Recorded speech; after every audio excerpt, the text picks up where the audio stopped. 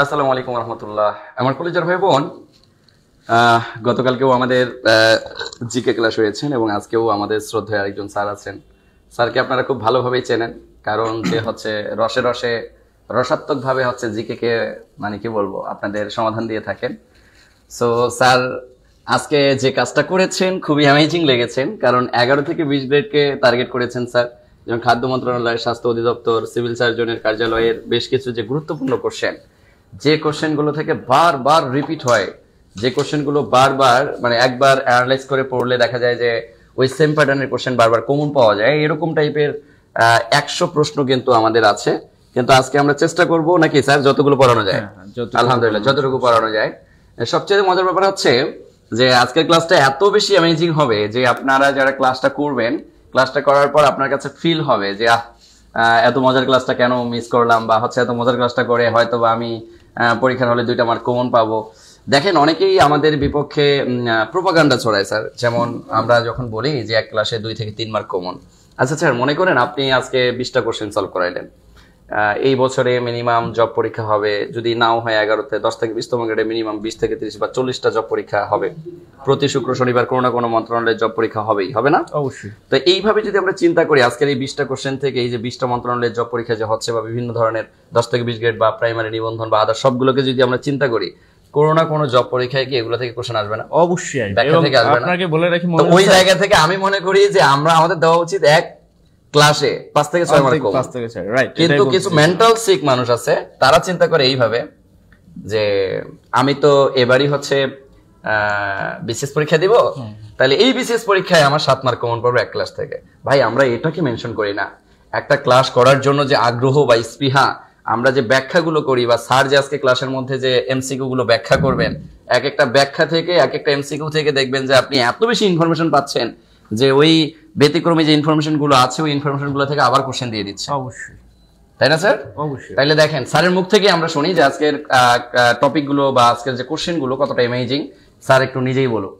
ওকে, আসসালামু আলাইকুম। দেখেন এই যে আমাদের খাদ্য মন্ত্রণালয়, স্বাস্থ্য অধিদপ্তর, এইগুলাই যে পরীক্ষায় যে সাধারণগুলো আসছে, এখান থেকে কিন্তু আমরা 100 প্রশ্ন বাছাই করছি, একদম সেরা 100 প্রশ্ন। এবং বলে রাখি এই যে 100 প্রশ্ন একদম মোস্ট ইম্পর্টেন্ট, এবং এইগুলো বিসিএস বলেন, আপনি প্রাইমারি বলেন, নিবন্ধন বলেন, অন্যান্য অনেক পরীক্ষায় বারবার আসছে। আমরা কিন্তু এমন ভাবে সিলেক্ট করছি যাতে এইগুলো আপনি নিবন্ধন বলেন, প্রাইমারি বলেন, 11 থেকে 20 গ্রেড কিংবা বিসিএস প্রিলি বলেন, সব পরীক্ষার জন্য ইম্পর্টেন্ট। তো এই যে এখানে 100টা প্রশ্ন পড়বো আমরা আজকে পার্ট 1, এবং এই কোশ্চেন অ্যানালাইসিস করতে গিয়ে দেখবেন প্রত্যেকটা 4টা অপশন থেকে কিন্তু আমরা আরো অন্তত 4টা প্রশ্ন বের করব। তো সেক্ষেত্রে এই যে 100 প্রশ্ন সলভ করতে গিয়ে আমরা অন্তত 400 প্রশ্ন শিখবো, এবং আশা করি এখান থেকে আপনাদের মমিনুল স্যার যেটা বললো, মানে 3টা প্রশ্ন না, 3 মার্ক না, অন্তত 5 মার্ক কমন থাকবে ইনশাআল্লাহ। এই প্রত্যাশা না, আমারও কথা ওটাই যে আসলে অনেক প্ল্যাটফর্ম দেখবেন, অনেকে আপনাদের বলবে যে অমুক প্রতিষ্ঠান এক ক্লাসে 3 মার্ক কমন দেয়, তাহলে তো এরকম 10টা ক্লাস করলেই তো আমার জবটা হয়ে যাওয়ার কথা। কিন্তু ওই রকম মেন্টাল সিক বা মেন্টালিটি নিয়ে আমাদের ক্লাস করবেন না। আমাদের ক্লাসগুলো আমরা যে মচক বা এমসিকিউ যে ক্লাসগুলো নিয়ে থাকি, আমরা এত গুরুত্বপূর্ণ এমসিকিউ গুলোকে সাজাই যে এমসিকিউ গুলো একটা পড়ার পর পুনরায় আপনি পরবর্তীতে যে জব পরীক্ষাগুলো দিবেন এগুলোতে যাতে হুবহু চলে আসে। কারণ স্যার একটা জিনিস ফিল করেন, আমরা যখন মনে করেন জিকে বের করতেছি, বা আমি আমার কথা ম্যাথের কথাই বলতেছি, মনে করেন আমি ম্যাথ পড়াচ্ছি, তা আমি তো স্পেসিফিকলি জানি যে ম্যাথের বেশ কিছু অধ্যায় আছে যেগুলো থেকে জীবনে কোনদিন কোশ্চেন মিস করে না, এবং কিছু কিছু ম্যাথ আছে যে ম্যাথের টাইপগুলো থেকে কখনো কোশ্চেন মিস করে না। তো সেম জিকের মধ্যেও অবশ্যই জিকের বেশ কিছু কোশ্চেন আছে যে কোশ্চেনগুলো রিলেটেড কোশ্চেন বারবার আসে, অবশ্যই বাংলার রিলেটেড কোশ্চেন বারবার আসে, বা হচ্ছে আদার্স এক্সেট্রা রিলেটেড কোশ্চেনগুলো কিন্তু বারবার আসে। তা আমার কথা হচ্ছে আপনি যে গুরুত্বপূর্ণ কোশ্চেন এগুলো যদি একবার ভালোভাবে মাথায় ক্যাপচার করতে পারেন, আবার দেখেন একটা জিনিস স্যার, মনে করেন আপনি এখানে একটা এমসিকিউ পড়াবেন, একটা এমসিকিউ পড়ানোর সময় ওখানে কমেন্ট করতেছে মনে করেন 200 স্টুডেন্ট, 200 স্টুডেন্টে যখন কমেন্ট দেখতেছে এত এত এই ওই 200 কমেন্ট যখন বারবার চোখে পড়তেছে, তখন ওই প্রশ্নটার উত্তর যদি একজনের অজানাও থাকে, সে বারবার দেখতে দেখতে তার কি হয়ে যাচ্ছে, মুখস্থ হয়ে যাচ্ছে, এবং পরীক্ষার হলে ওই কোশ্চেনের আর কোনোদিন কনফিউশন তৈরি হওয়ার কোনো সম্ভাবনা আছে? জীবনও কোনদিন ভুল হবে না। তাহলে এই যে দেখেন, মানে আপনি লাইভ এমসিকিউ সলভ বলতে পারেন এটাকে, এই যে লাইভ এমসিকিউ সলভ যে আপনি করতেছেন, এটার কারণে আপনি যে ব্যাখ্যা পাচ্ছেন সেটা তো মনে থাকতেছেই, এছাড়াও যে কোশ্চেনগুলো আপনার অজানা সেটা জানতে পারতেছেন, এবং অনেক বেশি স্টুডেন্ট কমেন্ট করার কারণে ওটা বারবার চোখে পড়তে পড়তে পড়তে মাথার মধ্যে একদম সেট হয়ে যাচ্ছে। তো একটা এত এক্সক্লুসিভ একটা প্যাটার্ন আমরা হচ্ছে আপনাদেরকে দেওয়ার চেষ্টা করতেছি। সো কলিজার ভাই বোন, আমরা ইতিমধ্যে যারা জয়েন করেছি সবাইকে আমি হাম্বল রিকোয়েস্ট করব যে সবাই আমরা লাইভ ক্লাসটাকে শেয়ার করে দিব, কারণ আজকের ক্লাসটা খুবই অ্যামেজিং হবে, খুবই অ্যামেজিং হবে। সো সবাইকে আমি রিকোয়েস্ট করব যে সবাই আমরা শেয়ার করে কমেন্টে ডান লিখবো, সবাই সবাই সবাই সবাই শেয়ার করে কমেন্টে ডান লিখবো। আমরা বেসিক্যালি আজকের ক্লাসটা যে 9টায় হবে এটা আমরা অ্যানাউন্সমেন্ট দিতে পারি নাই স্যার, এই জন্য হয়তো অনেক স্টুডেন্ট অ্যাক্টিভ নাই, কিন্তু আস্তে আস্তে সবাই চলে আসবে ইনশাআল্লাহ, আস্তে আস্তে সবাই চলে আসবেন ইনশাআল্লাহ। তো সবাইকে আমি হাম্বল রিকোয়েস্ট করব যে সবাই সবাই আমরা শেয়ার করে ডান লিখবো, কারণ আজকের ক্লাসটা যারা শেয়ার করবেন, আচ্ছা আজকের ক্লাসটা যারা শেয়ার করবেন তাদেরকে নাসির স্যারের যে কিউট নাদুস নুদুস ক্যারিয়ার প্লাস বইটা আছে, এই বইটা হচ্ছে আমরা গিফট হিসেবে প্রদান করবো ইনশাআল্লাহ। সো সবাইকে শেয়ার করার অনুরোধ করতেছি, সবাই শেয়ার করবো ইনশাআল্লাহ, সবাই সবাই সবাই সবাই শেয়ার করব, সবাই শেয়ার করব। যাই হোক, আমাদের কারা কারা শেয়ার করতেছে আমরা একটু কমেন্ট করতে পারি স্যার। তানিয়া ইসলাম শেয়ার করেছেন, আশরাফুল ভাই শেয়ার করেছেন, আজহারুল ভাই শেয়ার করেছেন, মুনিয়া আপু শেয়ার করেছেন, মাশাআল্লাহ। রেজওয়ান আলী ভাইয়া শেয়ার করেছেন, তানিয়া ইসলাম ভাইয়া শেয়ার করেছেন, বর্ণালী দেব শেয়ার করেছেন, ফারজানা জেসমিন আপু শেয়ার করেছেন। শেয়ার করেন কলেজের ভাই বোন, সবাই শেয়ার করব, সবাই শেয়ার করব। শেয়ার করে কমেন্টে একটু ডান লিখবো যে ভাইয়া ডান, শেয়ার ডান। এই যে জুলফিকার ভাই শেয়ার করেছেন, আমি দেখতে পাচ্ছি জুলফিকার ভাই শেয়ার করেছেন, জয়দেব ভৌমিক রূপন ভাইয়া শেয়ার করেছেন, মুরাদ হোসেন ভাইয়া শেয়ার করেছেন, তারপরে হচ্ছে রানী আপু শেয়ার করেছেন, ইসরাত রোজা আপু শেয়ার করেছেন। মাশাআল্লাহ, এই যে সবাই শেয়ার করতেছেন, আপনাদের ভালোবাসা আসলে অফুরন্ত। এই যে সবাই শেয়ার করে কমেন্টে ডান লিখতেছেন, এটা আসলে এই যে আমরা বলার পর যে আপনারা শেয়ার করতেছেন, এটাই আসলে আমাদেরকে কি করে স্যার, মানে ক্লাস নিতে আগ্রহ বা আগ্রহবান করে ফেলে, যে না আমাদের কলেজের ভাই বোনেরা যে ক্লাস করতেছেন পাশাপাশি তারা শেয়ারও করতেছেন, যাতে সবার কাছে ক্লাসটা ছড়াইয়া যায়। এই যে সবাই শেয়ার করতেছেন, মাশাআল্লাহ সবাই শেয়ার করতেছেন, জাযাকাল্লাহ খাইরান, জাযাকাল্লাহ খাইরান। ওকে কলেজের ভাই বোন, যারা আমরা শেয়ার করতেছি সবাইকে অসংখ্য ধন্যবাদ। কিন্তু আজকে যারা সর্বোচ্চ শেয়ারকারীর মধ্যে থাকবো তারা কিন্তু একটা বই পেয়ে যাবো। সোহাগ সাহেব, যারা সর্বোচ্চ শেয়ার করবে, যারা সর্বোচ্চ শেয়ার করবে সবাইকে মার্ক করো, যারা সর্বোচ্চ শেয়ার করবে তাদের একজনকে বই পাঠিয়ে দিবা। বর্ণালী দেব কমেন্ট করেছেন এই স্যারের ক্লাস দারুণ লাগে, মাশাআল্লাহ স্যার আপনার ক্লাস নাকি দারুণ লাগে। তাহলে আপনি, আচ্ছা যাই হোক, শুধু স্বর্ণালী দেবেন না, আজকে যারা ক্লাসটা এনজয় করবেন সবারই দারুণ লাগবে এবং সবাই মিলে ক্লাসটাকে আমরা এনজয় করতে পারবো। আর আরেকটা ব্যাপার বলি, আমি একটু শুরুতেই বলে যাই, আমাদের হচ্ছে 300কে ফলোয়ার উপলক্ষে 10 থেকে 20 গ্রেডে এখন আমরা 1800 টাকায় ভর্তি নিচ্ছি। সো এখনো যারা ভর্তি হননি ভর্তি হয়ে যান, কারণ আজকেও কিন্তু সন্ধ্যা 7টায় আমি ক্লাস নিলাম, এরপরে হচ্ছে সকাল 9টার দিকে যে ক্লাস শুরু হবে এটা আবার 15 তারিখ থেকে শুরু হবে। সো অফার পেতে চাইলে ভর্তি হয়ে যান, কারণ আজকে রাত 12টার পর আমাদের অফারটা শেষ হয়ে যাবে। স্যার আমি আর দেরি করতেছি না, আপনি একটু ক্লাসটা শুরু করে দেন স্যার, আস্তে আস্তে সবাই চলে আসবে, কারণ আমি হচ্ছে স্যার আজকে অ্যানাউন্সমেন্ট দিতে পারি নাই, এই জন্য আজকে স্টুডেন্ট সংখ্যা একটু কম, তবে আশা করা যায় যে আস্তে আস্তে সবার জানান হয়ে গেলে সবাই চলে আসবে ইনশাআল্লাহ। ওকে ওকে, তো হেডেন দেখি বুঝতে পারছেন যে আসলে আমরা কোন টপিক নিয়ে আজকে আলোচনা করব। আগেই বললাম যে এখানে আমাদের বাছাই করা 100টি প্রশ্ন আছে। তো দিন শেষে দেখেন যেই জিনিসটা ইম্পর্টেন্ট সেটা হচ্ছে আপনার একটা চাকরি পাইতে হবে, এবং এই চাকরি পাওয়ার ক্ষেত্রে হচ্ছে আপনাকে স্ট্র্যাটেজি করতে হবে, you have to be a strategy, আপনাকে অবশ্যই কৌশলী হইতে হবে। তো এই জন্য আপনাকে বুঝতে হবে যে কোন জিনিসগুলো আসলে ইম্পর্টেন্ট আর কোন জিনিসগুলো ইম্পর্টেন্ট না। সাধারণ জ্ঞানের অনেক বড় সিলেবাস, অনেক বড় সিলেবাস, এবং বলা হয় অনেক বড় সমুদ্রের মতো এই সিলেবাসটা। এখান থেকে আপনি আসলে যদি বুঝতে পারেন কোন জিনিসগুলো ইম্পর্টেন্ট, তাইলে হচ্ছে আপনি ভালো মার্কস পাবেন। আর যদি বুঝতে না পারেন যে কোন জিনিসগুলো ইম্পর্টেন্ট না, এটাই যদি আপনি না বুঝেন, আনইম্পর্টেন্ট জিনিসগুলো পড়েন, তাইলে কিন্তু মানে খালি খালি যেগুলো ইম্পর্টেন্ট না সেইগুলো পড়তে হবে আপনাকে।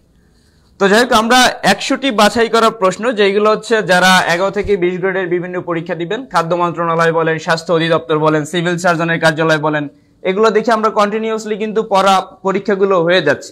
তো সেক্ষেত্রে যাদের এই কেন্দ্রিক টার্গেট, আমি বলবো আজকে ক্লাসটা করেন, ইনশাআল্লাহ খুব ভালো এনজয় করতে পারবেন এবং এখান থেকে অনেকগুলো প্রশ্ন আপনি শিখতে পারবেন।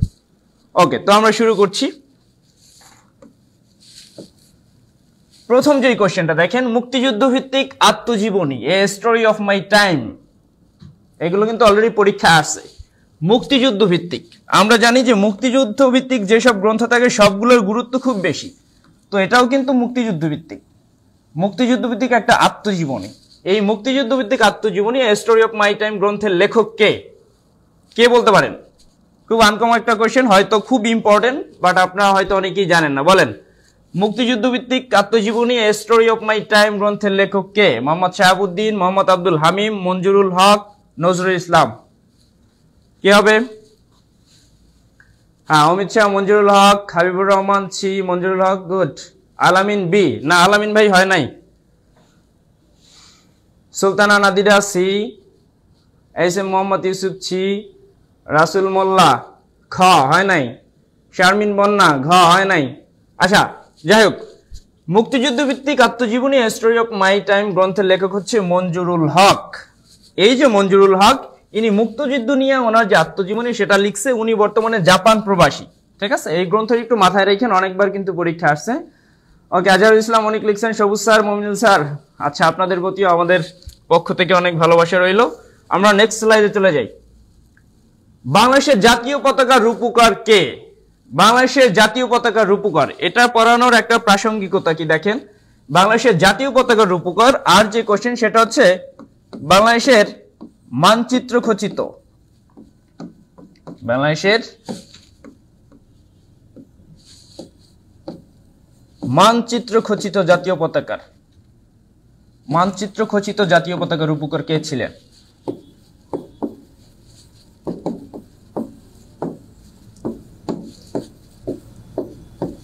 বলেন।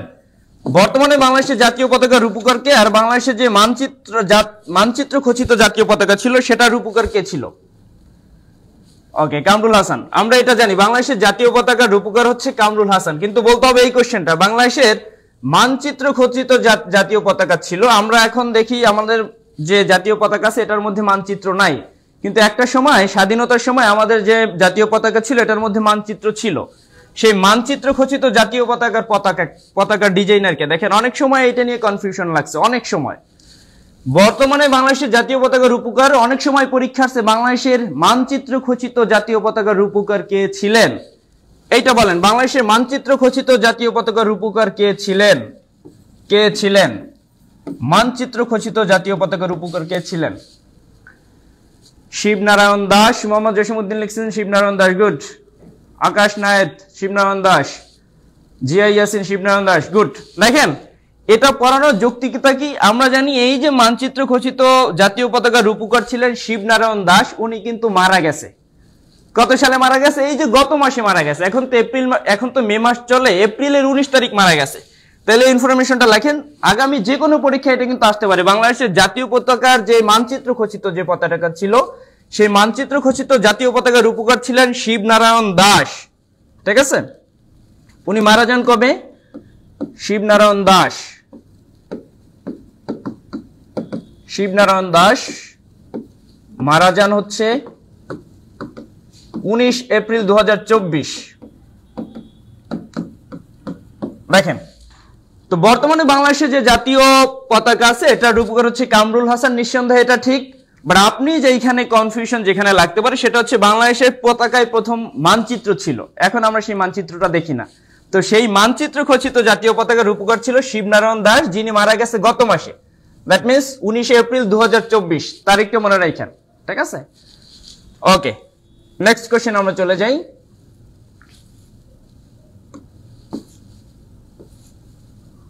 তিন নম্বর কোশ্চেনটা আসলে ভুলে বাংলার একটা কোশ্চেন আছে। আমরা দেখি জাতীয় শিশু দিবস কবে?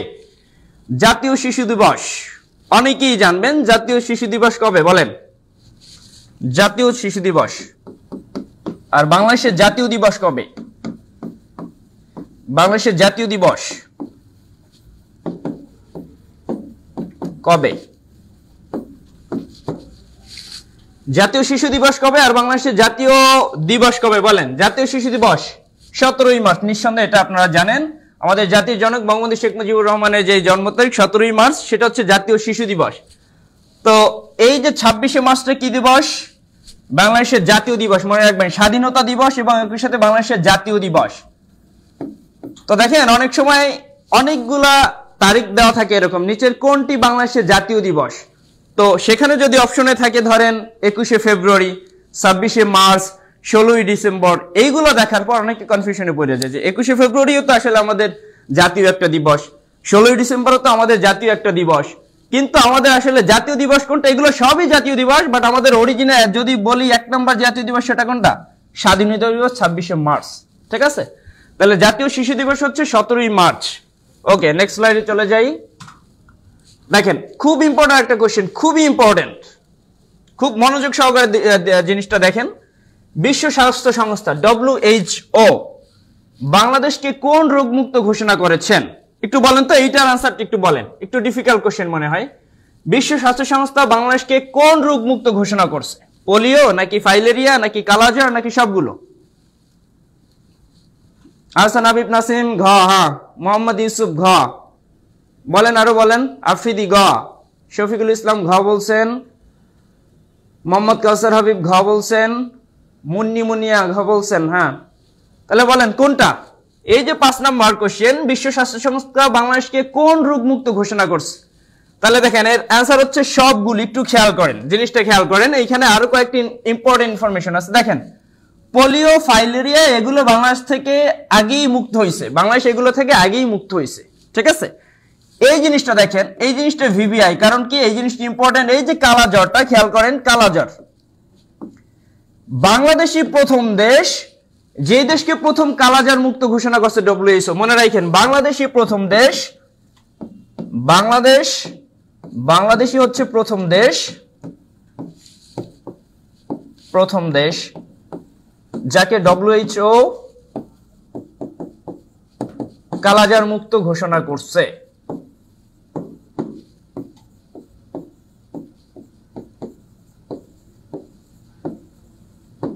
তাহলে মনে রাখেন এই রোগগুলা আগেই বাংলাদেশ এই রোগগুলো থেকে মুক্তি হয়েছে, কিন্তু কালাজ্বর থেকেও বাংলাদেশ মুক্ত। এবং এই কালাজ্বর হচ্ছে বাংলাদেশই প্রথম দেশ যারা কালাজ্বর থেকে প্রথমবারের মতো মুক্ত হয়েছে। একদম সর্বপ্রথম কালাজ্বর মুক্ত হয়েছে বাংলাদেশ, মনে রাখেন। এটা হচ্ছে WHO ঘোষণা করছে। তার মানে আমরা বলতে পারি কি, পোলিও ফাইলেরিয়া কালাজ্বর এবং উপরের সবগুলি হচ্ছে বাংলাদেশ মুক্ত। তো অ্যান্সার কোনটা হবে? অবশ্যই ঘ নাম্বার। ওকে, নেক্সট স্লাইড। স্মার্ট বাংলাদেশ দিবস কবে? স্মার্ট বাংলাদেশ দিবস। আর যদি কোশ্চেন করি ডিজিটাল বাংলাদেশ দিবস,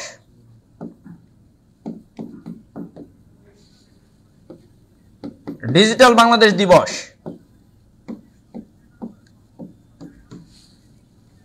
স্মার্ট বাংলাদেশ দিবস, ডিজিটাল বাংলাদেশ দিবস কবে বলেন?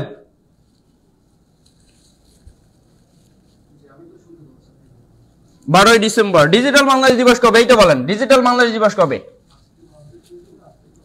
ডিজিটাল বাংলাদেশ দিবস ওকে, শিকদার খায়রুজ্জামান বন্ধু 12 ডিসেম্বর, ত্রিনাকিয়া 12 ডিসেম্বর, আকাশ নাইন 12 ডিসেম্বর। গুড, আচ্ছা সবাই পারতেছেন, আপনারা সবাই পারতেছেন। Anamul Haque 12 December, Munni 12 December, Munni. হ্যাঁ ঠিক আছে, ওকে। তাহলে আমরা পরের স্লাইডে আসি। দেখেন এই জিনিসটা ইম্পর্টেন্ট, এই জিনিসটা আপনারা হ্যাঁ দুটোর উত্তর এক।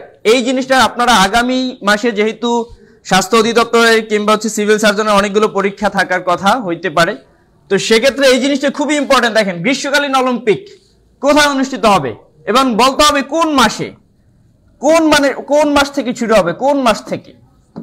অনেকেই বলতে পারবেন, এই জন্য তাদেরকে প্রশ্ন করলাম কোন মাস থেকে শুরু হবে, কোন মাস থেকে শুরু হবে গ্রীষ্মকালীন অলিম্পিক? গ্রীষ্মকালীন অলিম্পিক 2024 কোথায় অনুষ্ঠিত হবে বলেন? এরপর নেক্সট কোশ্চেন হচ্ছে 2028 সালের অলিম্পিক কোথায় হবে? 2028 সালের অলিম্পিক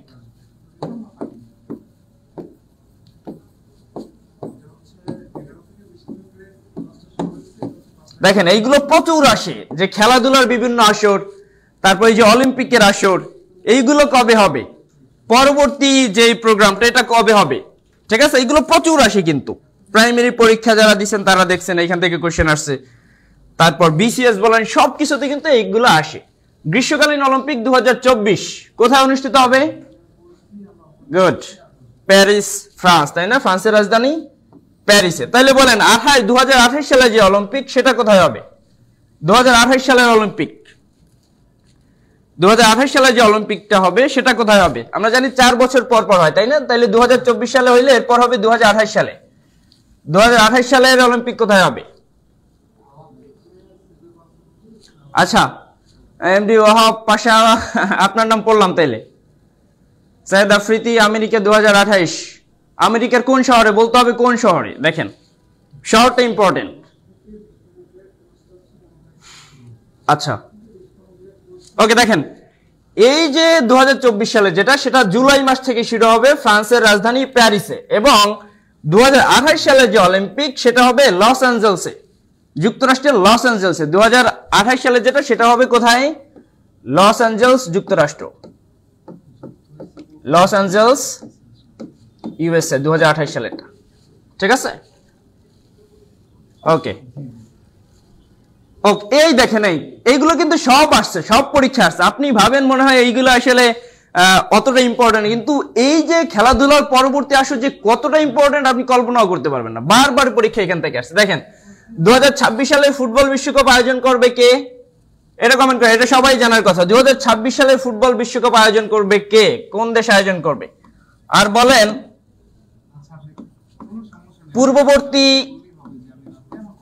পূর্ববর্তী ফুটবল বিশ্বকাপ কততম ছিল?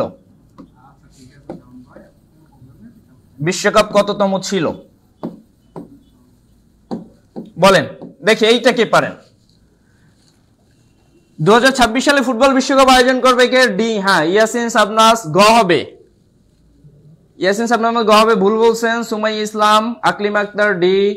মোহাম্মদ কাউসার হাবিব, ফাতেমা আফরিন, মোহাম্মদ থানামুল হক। হ্যাঁ, আপনারা ভালো উত্তর দিয়েছেন। সঠিক উত্তর যুক্তরাষ্ট্র, কানাডা, মেক্সিকো। মনে রাখবেন, যুক্তরাষ্ট্র, কানাডা এবং মেক্সিকো, উত্তর আমেরিকার এই তিনটা দেশে, যুক্তরাষ্ট্র, কানাডা এবং মেক্সিকো। দেখেন অপশনগুলো কনফিউজিং, যে ইনফরমেশন গুলো আছে, কানাডা আছে, এখানেও কানাডা আছে, যুক্তরাজ্য আছে। দেখেন আপনি যদি একটু ভুল করেন, যুক্তরাষ্ট্র না রেখে যুক্তরাজ্য দেন, তাইলে কিন্তু আর হচ্ছে না। বুঝতে পারছেন? আবার এই যে যুক্তরাষ্ট্র আছে, যুক্তরাজ্য, কানাডা আছে, তার মানে আপনার এই তিনটা দেশই জানতে হবে। আপনি যদি শুধু জানেন আমেরিকা, তাইলে কিন্তু হবে না। শুধু আমেরিকা জানলে হবে না। ওকে, বলেন তাহলে এই 2026 সালে যে ফুটবল বিশ্বকাপ, এটা কততম হবে বলেন তো? কততম? 2026 সালে যে ফুটবল বিশ্বকাপ হবে, এটা কততম হবে? 2026 সালে ফুটবল বিশ্বকাপ, এরকম কোশ্চেন আসতে পারে। 2026 সালে ফুটবল বিশ্বকাপ কততম হবে? যেটা যুক্তরাষ্ট্র, কানাডা, মেক্সিকোতে হবে, এটা কততম ফুটবল বিশ্বকাপ হবে বলেন? কততম দেখি? আচ্ছা, রৌনক জাহান 23তম, ফরিদুল ইসলাম ফরিদ 23তম, তানিয়া ইসলাম, এমনি মাসুদ রানা 23তম। আসলেই 23তম? তাহলে আগেরটা কততম ছিল? 2022 সালে যেটা হয়েছে, এটা কততম ছিল? 2022 সালেরটা কততম ছিল? 2022 সালেরটা ছিল 22তম। দেখেন কিভাবে মনে রাখবেন, 2022 সালেরটা ছিল 22তম। তাহলে আমরা জানি বিশ্বকাপ ফুটবল 4 বছর পর পর হয়। 2022 সালেরটা ছিল 22তম। তার মানে এই যে 26 সালে যেটা হবে, সেটা 23তম। 22 সালেরটা ছিল 22তম। এভাবে মনে রাখেন, 22 সালের যেটা, সেটা ছিল 22তম, আর 23 সালে আর 26 সালে যেটা হবে, সেটা অবশ্যই 23তম। তাহলে এটা আয়োজন করবে যুক্তরাষ্ট্র, কানাডা এবং মেক্সিকো। আর 2022 সালে যেটা ছিল 22তম, এটা কারা আয়োজন করছিল? সেটা ছিল কাতার। ওকে, নেক্সট স্লাইডে আপনারা যাই। খুব গুরুত্বপূর্ণ। দেখেন প্রধানমন্ত্রী শেখ হাসিনার নিয়ে, আমাদের মাননীয় প্রধানমন্ত্রী শেখ হাসিনার অনেক বেশি কোশ্চেন আমরা দেখি ইদানিং আছে, এবং সে কিন্তু অনেকগুলো আন্তর্জাতিক পুরস্কার পাইছে। ঠিক আছে, অনেকগুলো আন্তর্জাতিক পুরস্কার পাইছে। তো দেখেন এই একটা গুরুত্বপূর্ণ একটা কোশ্চেন, মাননীয় প্রধানমন্ত্রী শেখ হাসিনা সাম্প্রতিক সময়ে কোন সেক্টরে জাতিসংঘ কর্তৃক প্রদত্ত পুরস্কার লাভ করেন? সাম্প্রতিক সময়ে কোন সেক্টরে জাতিসংঘ কর্তৃক প্রদত্ত পুরস্কার লাভ করেন বলেন? এইটা পারলে বলেন দেখি। 9 নম্বর কোশ্চেন দেখি কে পারেন। এই কোশ্চেনটা কিন্তু একটু ক্রিটিক্যাল, একটু ডিফিকাল্ট। সাম্প্রতিক সময় মনে রাখেন, সাম্প্রতিক সময় এটা মনে রাখতে হবে। এটা আসছে আপনার যে 2022 সালের যে পরীক্ষায়, সেইখানে এই কোশ্চেনটা আসছে। মাননীয় প্রধানমন্ত্রী শেখ হাসিনা সাম্প্রতিক সময়ে কোন সেক্টরে জাতিসংঘ কর্তৃক প্রদত্ত পুরস্কার লাভ করেন? আচ্ছা, অনেকেই বলতেছেন নারীর ক্ষমতায়ন। এটাও ঠিক আছে, যদিও নারীর ক্ষমতায়নের যে পুরস্কারটা, সেই পুরস্কারটার নাম কি ছিল বলেন তো? নারীর ক্ষমতায়নের জন্য যে পুরস্কারটা, সেটা কি ছিল? সেটা ছিল প্ল্যানেট 50-50। প্ল্যানেট 50-50, নারী ক্ষমতায়নের জন্য প্ল্যানেট 50-50। এই প্ল্যানেট 50-50 পাইছে আরো 6-7 বছর আগে। কিন্তু এই পরীক্ষাটা দেখেন, এই যে স্বাস্থ্য অধিদপ্তরের যে এই পরীক্ষাটা হয়েছে গত বছর। তাহলে নারীর ক্ষমতায়ন, অনেকে বলতেছেন আপনাদের উত্তর যে ভুল, সেটা না। নারী ক্ষমতায়ন অনেক আগে পাইছে, কিন্তু এই তিনটে উত্তরের মধ্যে বলেন। নারী ক্ষমতায়ন আমরা আগে বাদ দিয়ে দিলাম, নারী ক্ষমতায়ন বাদ দিয়ে দিলাম, এছাড়া এই তিনটের মধ্যে বলেন। মাননীয় প্রধানমন্ত্রী এই যে প্ল্যানেট 50-50 পাইছে অনেক আগে, অনেক আগে বললাম তো, অনেক আগে, এটা বাদ। সাম্প্রতিক দেখেন এই পরীক্ষাটা হয়েছে 2023 সালে, 2022 সালে, 2022 সালে পরীক্ষাটা হয়েছে। তাহলে বলেন এসডিজি প্রোগ্রেস নাকি এমডিজি প্রোগ্রেস নাকি দারিদ্র বিমোচন? আচ্ছা, এটার উত্তর হচ্ছে এসডিজি প্রোগ্রেস। দেখেন এটার উত্তর হচ্ছে এসডিজি প্রোগ্রেস। দেখেন প্রধানমন্ত্রী শেখ হাসিনা 2015 সাল থেকে 2020 সাল, এই যে 5-6 বছর, এর মধ্যে এসডিজির যে লক্ষ্যমাত্রা আছে, আমরা জানি এসডিজির লক্ষ্য হচ্ছে 17টা, মূল যে লক্ষ্য 17টা, এই 17টা লক্ষ্যে বিভিন্ন সূচকে প্রধানমন্ত্রী শেখ হাসিনা অনেক ভালো অর্জন করছেন, এই জন্য তাকে এসডিজি প্রোগ্রেস অ্যাওয়ার্ড দেওয়া হয়েছে। ঠিক আছে, তাহলে সাম্প্রতিক সময় যদিও এই কোশ্চেনটা এখন বললে আবার এখন অন্য পুরস্কার হইতে পারে, অনেক কিছু হইতে পারে, তাও আমরা এটা নিয়ে একটু আলোচনা করলাম। ওকে, নেক্সট স্লাইডে আসেন। এইটা একটা কনফিউজিং কোশ্চেন, এটা নিয়ে অনেকের খুব বেশি। আচ্ছা, রুহুল আমিন বা স্যার, বারবার উত্তর দিলাম, কোনো রিপ্লাই পেলাম না। আচ্ছা, এখন রিপ্লাই দিলাম আপনার। রুহুল আমিন ভাই বলেন, আর কোনো কোশ্চেন থাকলে বলেন। আচ্ছা, খেয়াল করেন একটা জিনিস, খুবই কনফিউজিং, খুবই। কেন কনফিউজিং বলতেছি, এটা নিয়ে অনেক বিতর্ক আছে, অনেক ঝামেলা আছে, অনেকে অনেকভাবে বুঝেন। একটু খেয়াল করেন, প্রথম কোন দেশ করোনা ভাইরাসের টিকা আবিষ্কার করে? টিকা আবিষ্কার করছে প্রথম কোন দেশ? দেখে এটা কি পারেন, খুব গুরুত্বপূর্ণ একটা দেশ, মানে খুব গুরুত্বপূর্ণ একটা প্রশ্ন। প্রথম কোন দেশ করোনা ভাইরাসের টিকা আবিষ্কার করে? আচ্ছা, মারিয়াম জাহান রাশিয়া, ইব্রাহিম আলাদা রাশিয়া, এস লাভলি রয় রাশিয়া, নুরুল ইসলাম জামশেদ রাশিয়া, ফাতেমা চীন। চীন বলছেন ফাতেমা আফরিন, চীন হয় নাই। বিপ্লব রানী রাশিয়া, কিন্তু পোস্ট অফিসকে ধরেন আসতে পারে জিকে। ওকে, রাশিয়া। মোহাম্মদ কাউসার ইয়াসমিন আক্তার রাশিয়া। খ বলতেছেন অনেকে, চীন বলতেছেন, রাশিয়া বলতেছেন। আচ্ছা, অমিত শাহ রাশিয়া।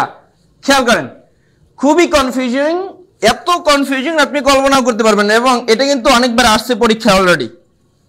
দেখেন কোন দেশ প্রথম করোনা ভাইরাসের টিকা আবিষ্কার করছে? টিকা আবিষ্কার করছে, আবিষ্কার করছে। একটা কথা শুনেন, আবিষ্কার করছে তার মানে এই নয় তারা ব্যবহারও করছে। মনে রাখেন, প্রথম যে দেশ করোনা ভাইরাসের টিকা আবিষ্কার করে সেটা হচ্ছে রাশিয়া। টিকা আবিষ্কার করছে কোন দেশ? রাশিয়া। কিন্তু দেখেন ঝামেলার কোথায়, প্রথম যেই দেশ টিকা ব্যবহারের অনুমোদন দিয়েছে সেই দেশ হচ্ছে যুক্তরাজ্য। খেয়াল করেন, আমি লিখে দিতেছি আপনাদের সুবিধার্থে। দেখেন, প্রথম টিকা আবিষ্কার করে রাশিয়া, টিকা আবিষ্কার করে রাশিয়া। টিকার নাম হচ্ছে স্পুটনিক 5। কিন্তু প্রথম টিকা ব্যবহারের অনুমোদন দেয়, টিকা ব্যবহারের অনুমোদন দেয় যুক্তরাজ্য।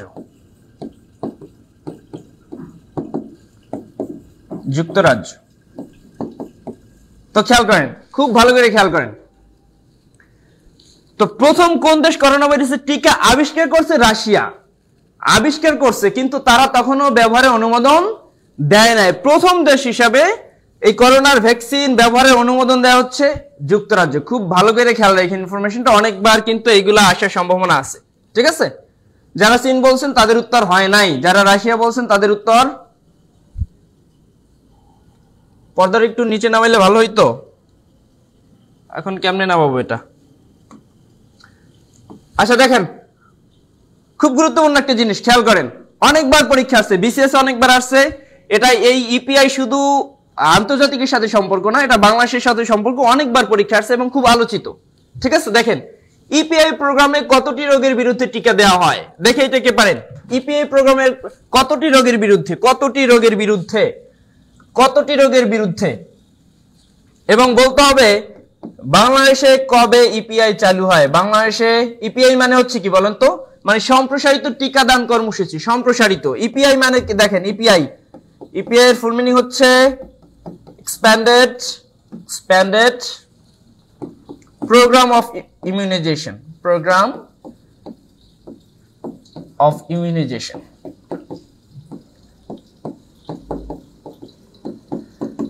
বাংলায় যদি বলি সম্প্রসারিত, দেখেন খেয়াল করেন, সম্প্রসারিত টিকাদান কর্মসূচি, সম্প্রসারিত টিকাদান কর্মসূচি। প্রথম কোশ্চেন হচ্ছে 11 নম্বরের উত্তর দান, এটা কবে হয়েছে? ইপিআই কয়টা রোগের জন্য দেওয়া হয়? কয়টা রোগের জন্য দেওয়া হয়? তাহলে ইপি এর ফুল মিনিংটা দেখেন, কখনো যদি আসি, ইপি এর ফুল মিনিংটা হচ্ছে এক্সপ্যান্ডেড প্রোগ্রাম অফ ইমিউনাইজেশন। মানে কি? মানে হচ্ছে সম্প্রসারিত টিকাদান কর্মসূচি। ঠিক আছে?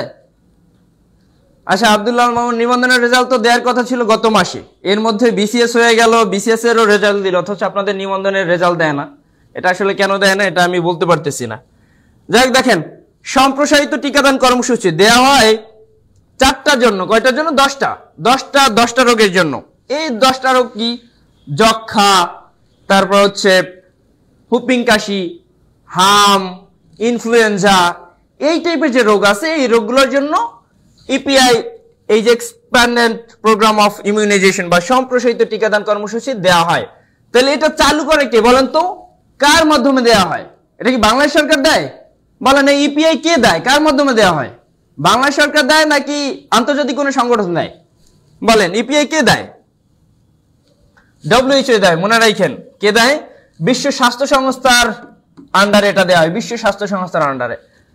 তাহলে বিশ্ব স্বাস্থ্য সংস্থার আন্ডারে এই যে ইপিআই বা এক্সপ্যান্ডেড প্রোগ্রাম অফ ইমিউনাইজেশন বা সম্প্রসারিত টিকাদান, এটা 10টা রোগের বিরুদ্ধে দেওয়া হয়। যেমন কিছু রোগের নাম বলেন। কিছু রোগ হচ্ছে হুপিং কাশি, যক্ষা, ডিফথেরিয়া, হাম, হেপাটাইটিস বি, এইগুলোর বিরুদ্ধে এই টিকাগুলো দেওয়া হয়, যাতে সন্তান যারা আছে বা ছোট ছোট বাচ্চা যারা আছে এরা যাতে এই রোগগুলো থেকে তারা প্রতিরোধ পাইতে পারে। বুঝতে পারছেন? কিন্তু এটার থেকেও যেটা ইম্পর্টেন্ট সেটা হচ্ছে বাংলাদেশে কবে ইপিআই চালু হয়? বাংলাদেশে কোশ্চেন হচ্ছে বাংলাদেশে কবে ইপিআই চালু হয়? বলেন বাংলাদেশে কবে সম্প্রসারিত টিকাদান কর্মসূচি চালু হয়? বিসিএস আসছে, নিবন্ধনে আসছে, প্রাইমারিতে আসছে, অনেকবার আসছে।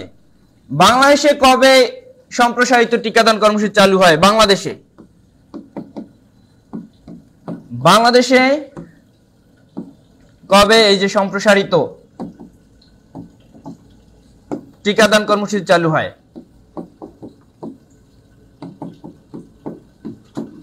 বলেন, এইটা বলেন, এইটা কে পারতে? এটার তো আনসার নাই।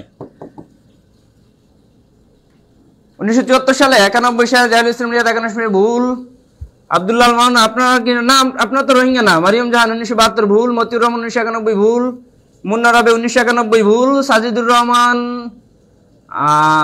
সাইফুল ইসলাম 1972, ভুল। মামুন সরকার 1972। এত ভুল দিতেছেন, একজনে সঠিক লিখছেন, একজনে এর মধ্যে সঠিক লিখছেন। বলেন, আবারও বলতেছি, বাংলাদেশে কবে এই যে ইপিআই বা সম্প্রসারিত টিকাদান কর্মসূচি ইপিআই যেটা, এটা কবে চালু হয় বাংলাদেশে? 1976, লাভলি, শরীফ মোল্লা, আকাশ নায়েদ, শরীফ মোল্লা, সাবু, খালিকুজ্জামান সুজন, ভুল। সবাই ভুল দিতেছেন, সবাই ম্যাক্সিমাম ভুল। 2 জনের মাত্র সঠিক। সাবরিনা সুলতানা, নার্গিস জাহান, নার্গিস খাতুন, আহসান হাবিব 1983, ভুল, ম্যাক্সিমাম ভুল। আহসান হাবিব 1979। আচ্ছা, সোনিয়া নন্দী 1979। ওকে, তাহলে দেখেন 3-4 জনে বলছেন সঠিক। দেখেন বাংলাদেশে প্রথম এই জিপিআই বা সম্প্রসারিত কর্মসূচি এটা চালু হয় 1979 সালে। কত সালে? 1979 সালে। নোট করে রাখেন, অনেকবার আসছে পরীক্ষা, অনেকবার। 1979 সালে।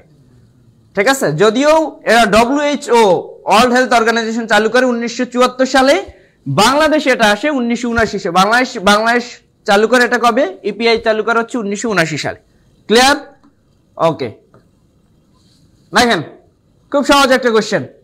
কে পারেন দেখি? দক্ষিণ এশিয়ার কোন দেশ আয়তনের দিক থেকে ক্ষুদ্রতম? দক্ষিণ এশিয়ার কোন দেশ আয়তনের দিক থেকে ক্ষুদ্রতম? আফগানিস্তান, ভুটান, নেপাল, মালদ্বীপ। দক্ষিণ এশিয়ার কোন দেশ আয়তনের দিক থেকে ক্ষুদ্রতম? এবং বলেন সার্কভুক্ত কোন দেশের মাথাপিছু আয় ও সাক্ষরতার হার বেশি?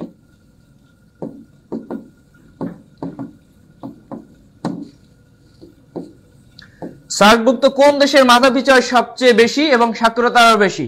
তুষার বাইদা, ত্রিনা কেয়া, ফরিদুল ইসলাম, আনামুল হক, সুজন দাস, জয়া রাস, সাজিদুল ইসলাম লিবু, সোনিয়া নন্দী, রাশিদুল হোসেন রাজ, মুরাদ হুসাইন, নুসরাত। আপনাদের সবার উত্তর সঠিক, সবার উত্তর। খেয়াল করেন তাহলে দক্ষিণ এশিয়ার কোন দেশে আয়তনের দিক থেকে সবচেয়ে ছোট হচ্ছে মালদ্বীপ। আয়তনে এরা ছোট, বাট এই ইনফরমেশনটা দেখেন বিসিএস আছে, সার্কভুক্ত কোন দেশের মাথাপিছু আয় সবচেয়ে বেশি এবং সাক্ষরতার হার সবচেয়ে বেশি? মালদ্বীপের। আয়তনে ছোট কিন্তু সাক্ষরতার হার এবং মাথাপিছু আয় সবচেয়ে বেশি কার? মালদ্বীপের। ওকে, নেক্সট কোশ্চেন আমরা চলে যাই। খুব গুরুত্বপূর্ণ একটা জিনিস দেখেন, শ্রীলঙ্কার কোন সমুদ্র বন্দর চীনের নিকট দীর্ঘমেয়াদী লিজ দেওয়া হয়েছে? শ্রীলঙ্কার কোন সমুদ্র বন্দর চীনের নিকট দীর্ঘমেয়াদী লিজ দেওয়া হয়েছে বলেন? তো দেখেন শ্রীলঙ্কা চীনের নিকট থেকে ঋণ আনে, চীনের নিকট থেকে ঋণ আনার পর সেই ঋণ তারা শোধ করতে পারে নাই। ঠিক আছে, শ্রীলঙ্কা কার কাছ থেকে ঋণ আনে? চীনের নিকট থেকে ঋণ আনে, সেই ঋণ তারা শোধ করতে পারে নাই। যেহেতু শোধ করতে পারে নাই, এই জন্য তারা বাধ্য হইয়া, শ্রীলঙ্কা বাধ্য হইয়া তাদের যে হাবমান্টোটা বন্দর, এটা হচ্ছে কার কাছে লিজ দিছে? এটা হচ্ছে চীনের নিকট লিজ দিছে। বলতে হবে এই লিজ কত বছরের, এই লিজ কত বছরের, এই লিজ কত বছরের। এটা কিন্তু একবার বিসিএস আসছে যে শ্রীলঙ্কা কত বছরের জন্য, কত বছরের জন্য এই যে লিজ দিছে, এটা কত বছরের জন্য? শ্রীলঙ্কার হামবান্টোটা বন্দর কত বছরের জন্য চীনের নিকট লিজ দেওয়া হয়? কত বছর? হ্যাঁ, হামবান্টোটা ঠিক আছে তো, আপনাদের উত্তর ঠিক, হামবান্টোটা বন্দর। বলতে হবে এটা কত বছরের জন্য চীনের নিকট লিজ দেওয়া হয়? 100 বছর, 99 বছর। Good, 99 years. মানসুর মাহমুদ লাবণী, সুমন শেখ, শাহজাহান মিয়া, হৃদয়শীল মিশু, 99 বছর। তাহলে কয় বছরের জন্য? 99 বছরের জন্য। ওকে, পরের স্লাইডে আমরা চলে যাই। দেখেন খুবই গুরুত্বপূর্ণ একটা কোশ্চেন, অনেকবার পরীক্ষা আসছে এবং এটা নিয়ে অনেকের একটা ঝামেলায় পড়তে পারে। দেখেন খুবই গুরুত্বপূর্ণ, খেয়াল করেন। টিসিবি, আমরা অনেক সময় এই শব্দটার সাথে পরিচিত। টিসিবি প্রায় দেখি যে ঢাকা শহর ট্রাকে কইরা চাল বিক্রি করে বা তেল বিক্রি করে সিরিয়াল লাগিয়ে যায়। বিশেষ করে আমরা যে সময় দাম বৃদ্ধি পায়, বিভিন্ন পণ্যের দাম বৃদ্ধি পায়, তখন আমরা কিন্তু দেখি,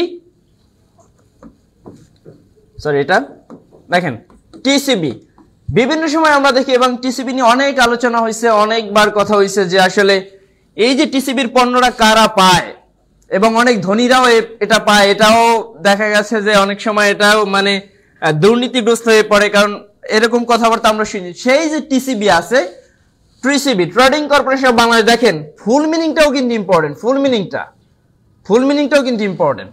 ট্রেডিং কর্পোরেশন অফ বাংলাদেশ বা টিসিবি, এইটার কাজ আগে শোনেন। এই টিসিবি কি করে?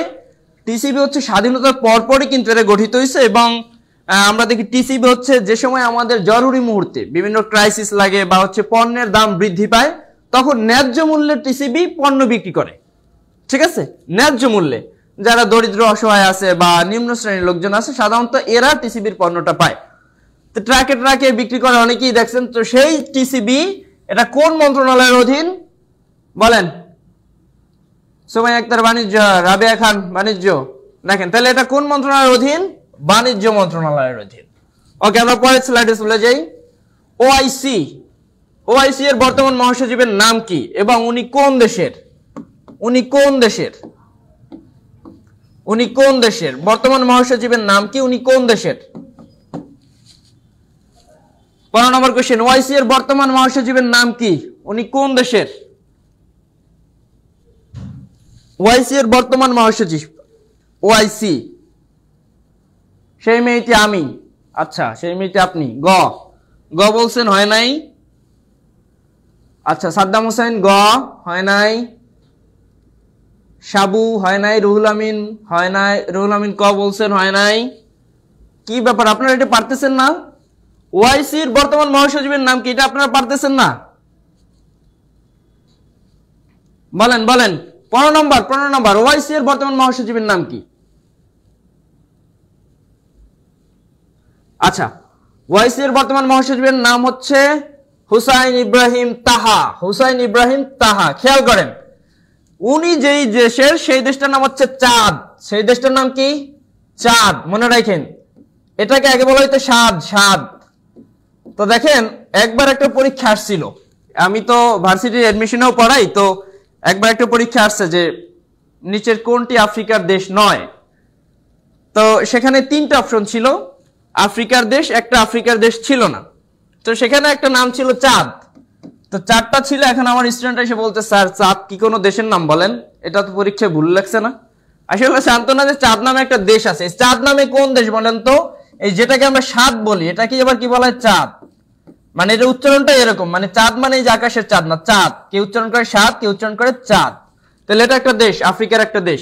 বর্তমান ওআইসির যে মহাসচিব, ওনার নাম হচ্ছে হুসাইন ইব্রাহিম তাহা। উনি কোন দেশের? এই সাদের বা চাঁদের। বুঝতে পারছেন? হুসাইন ইব্রাহিম তাহা, উনি কোন দেশের? সাদের। বলতে হবে ওআইসি কত সালে প্রতিষ্ঠিত হয়? ওআইসি কত সালে প্রতিষ্ঠিত হয়? ওআইসি কত সালে প্রতিষ্ঠিত হয়? ওআইসি কত সালে প্রতিষ্ঠিত হয় বলেন? কত সালে প্রতিষ্ঠিত হয়? বিসিএস আসছে, অনেক পরীক্ষা আসছে। কত সালে প্রতিষ্ঠিত হয় ওআইসি? ওআইসি কত সালে প্রতিষ্ঠিত হয় এবং এটার ফুল মিনিংটা কি বলেন?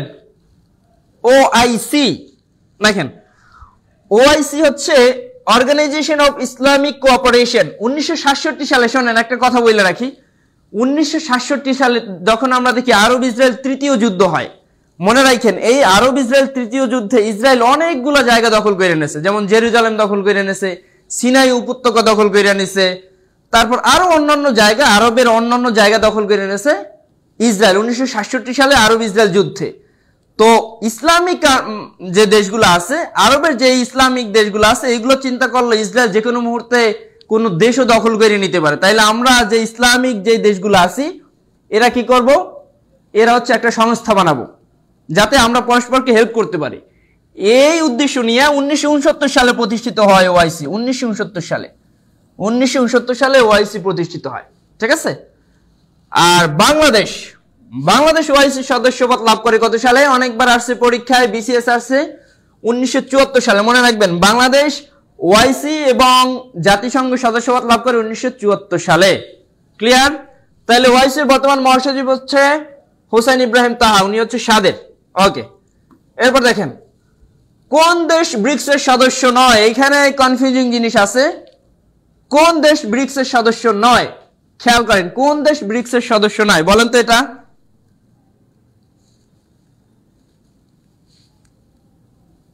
কোন দেশ ব্রিক্সের সদস্য নয়? আচ্ছা, এটা নিয়ে আমরা কথা বলবো না। সুইজারল্যান্ড, আমরা সবাই জানি সুইজারল্যান্ড ব্রিক্সের সদস্য নয়। কিন্তু দেখেন এখানে একটা জিনিস আছে, দেখেন সুইজারল্যান্ড ব্রিক্সের সদস্য তো না, মনে রাখেন এটা তো বোঝাই যায়। ব্রাজিল, ভারত, চীন এরা সদস্য, সুইজারল্যান্ড সদস্য না। সুইজারল্যান্ড নিয়ে আরেকটা যে কোশ্চেন আছে সেটা হচ্ছে সুইজারল্যান্ড, মনে রাখেন এইটা একটু নোট করে নেন, সুইজারল্যান্ড ইউরোপীয় ইউনিয়নের সদস্য না। সুইজারল্যান্ড ইউরোপীয় ইউনিয়নের সদস্যও কিন্তু না, ইউরোপীয় ইউনিয়নের সদস্যও না। একবার বিসিএস আসছে কিন্তু এটা সদস্য না। দেখেন সুইজারল্যান্ড ইউরোপের একটা দেশ, কিন্তু এটা কিন্তু ইউরোপীয় ইউনিয়নের সদস্য না, ঠিক আছে। আর এটা কোথায় সদস্য না? ব্রিক্সের সদস্য তো নাই। এখন বলেন ব্রিক্সের সদস্য কয়টা? দেখি কে বলতে পারেন ব্রিক্সের বর্তমান সদস্য কয়টা? ব্রিক্সের বর্তমান সদস্য কয়টা বলেন? ব্রিক্সের বর্তমান সদস্য কয়টি? ব্রিক্সের বর্তমান সদস্য, এটা নিয়ে অনেকের কনফিউশন আছে। দেখেন ব্রিক্সের বর্তমান সদস্য কয়টি? ব্রিক্সের বর্তমান সদস্য কয়টি? দেখে এটা কি পারেন? ব্রিক্সের সদস্য কয়টি বর্তমানে? এটা নিয়ে একটা ঝামেলা আছে, এই জন্য জিজ্ঞেস করতেছি। বলেন ব্রিক্সের সদস্য কয়টি বর্তমানে? 10টি। এই তো ফরিদুল ইসলাম ফরিদ 10টি না, রুমাকান্ত 10টি না, হয় নাই। এস এম আলামিন 10টি হয় নাই। 21 বলতেছেন, 10টা হয় নাই। দেখেন এইটা নিয়ে ছোট্ট একটা কনফিউশন আছে। অমিত শাহ 8টি না বলেন, আনিসা খাতুন না, 8টিও না। কয়টি বলেন? আচ্ছা খেয়াল করেন, 8টি বলতেছেন অনেকে, 8টি বলতেছেন, 11টি বলতেছেন। আচ্ছা খেয়াল করেন, একটু খেয়াল করেন, এই জিনিসটা দেখেন। এই যে ব্রিক্স, প্রথমে 4টা দেশ ছিল তাই না? প্রথমে 4টা দেশ কে কে ছিল? ব্রাজিল ছিল, রাশিয়া, ইন্ডিয়া ছিল, চায়না, আর কে? আর হচ্ছে সাউথ আফ্রিকা। এই প্রথমে 5টা, 1 2 3 4 5। খেয়াল করেন এই 5টা ছিল প্রথমে তাই না? ওকে, এরপর যেটা হয়েছে সেটা হচ্ছে 6টা দেশকে আমন্ত্রণ জানানো হয়েছিল। এই 6টা দেশকে যে আমন্ত্রণ জানায় সেই 6টা দেশ ছিল সৌদি আরব, আর্জেন্টিনা, ইথিওপিয়া, মিশর, তারপর হচ্ছে সংযুক্ত আরব আমিরাত, নাইজেরিয়া। এই 6টা দেশ, 6টা দেশের মধ্যে মনে রাখবেন 6টা দেশের মধ্যে সৌদি আরব, সৌদি এবং আর্জেন্টিনার সদস্যপদ কার্যকর করা হয় নাই। সদস্যপদ কার্যকর হয়নি,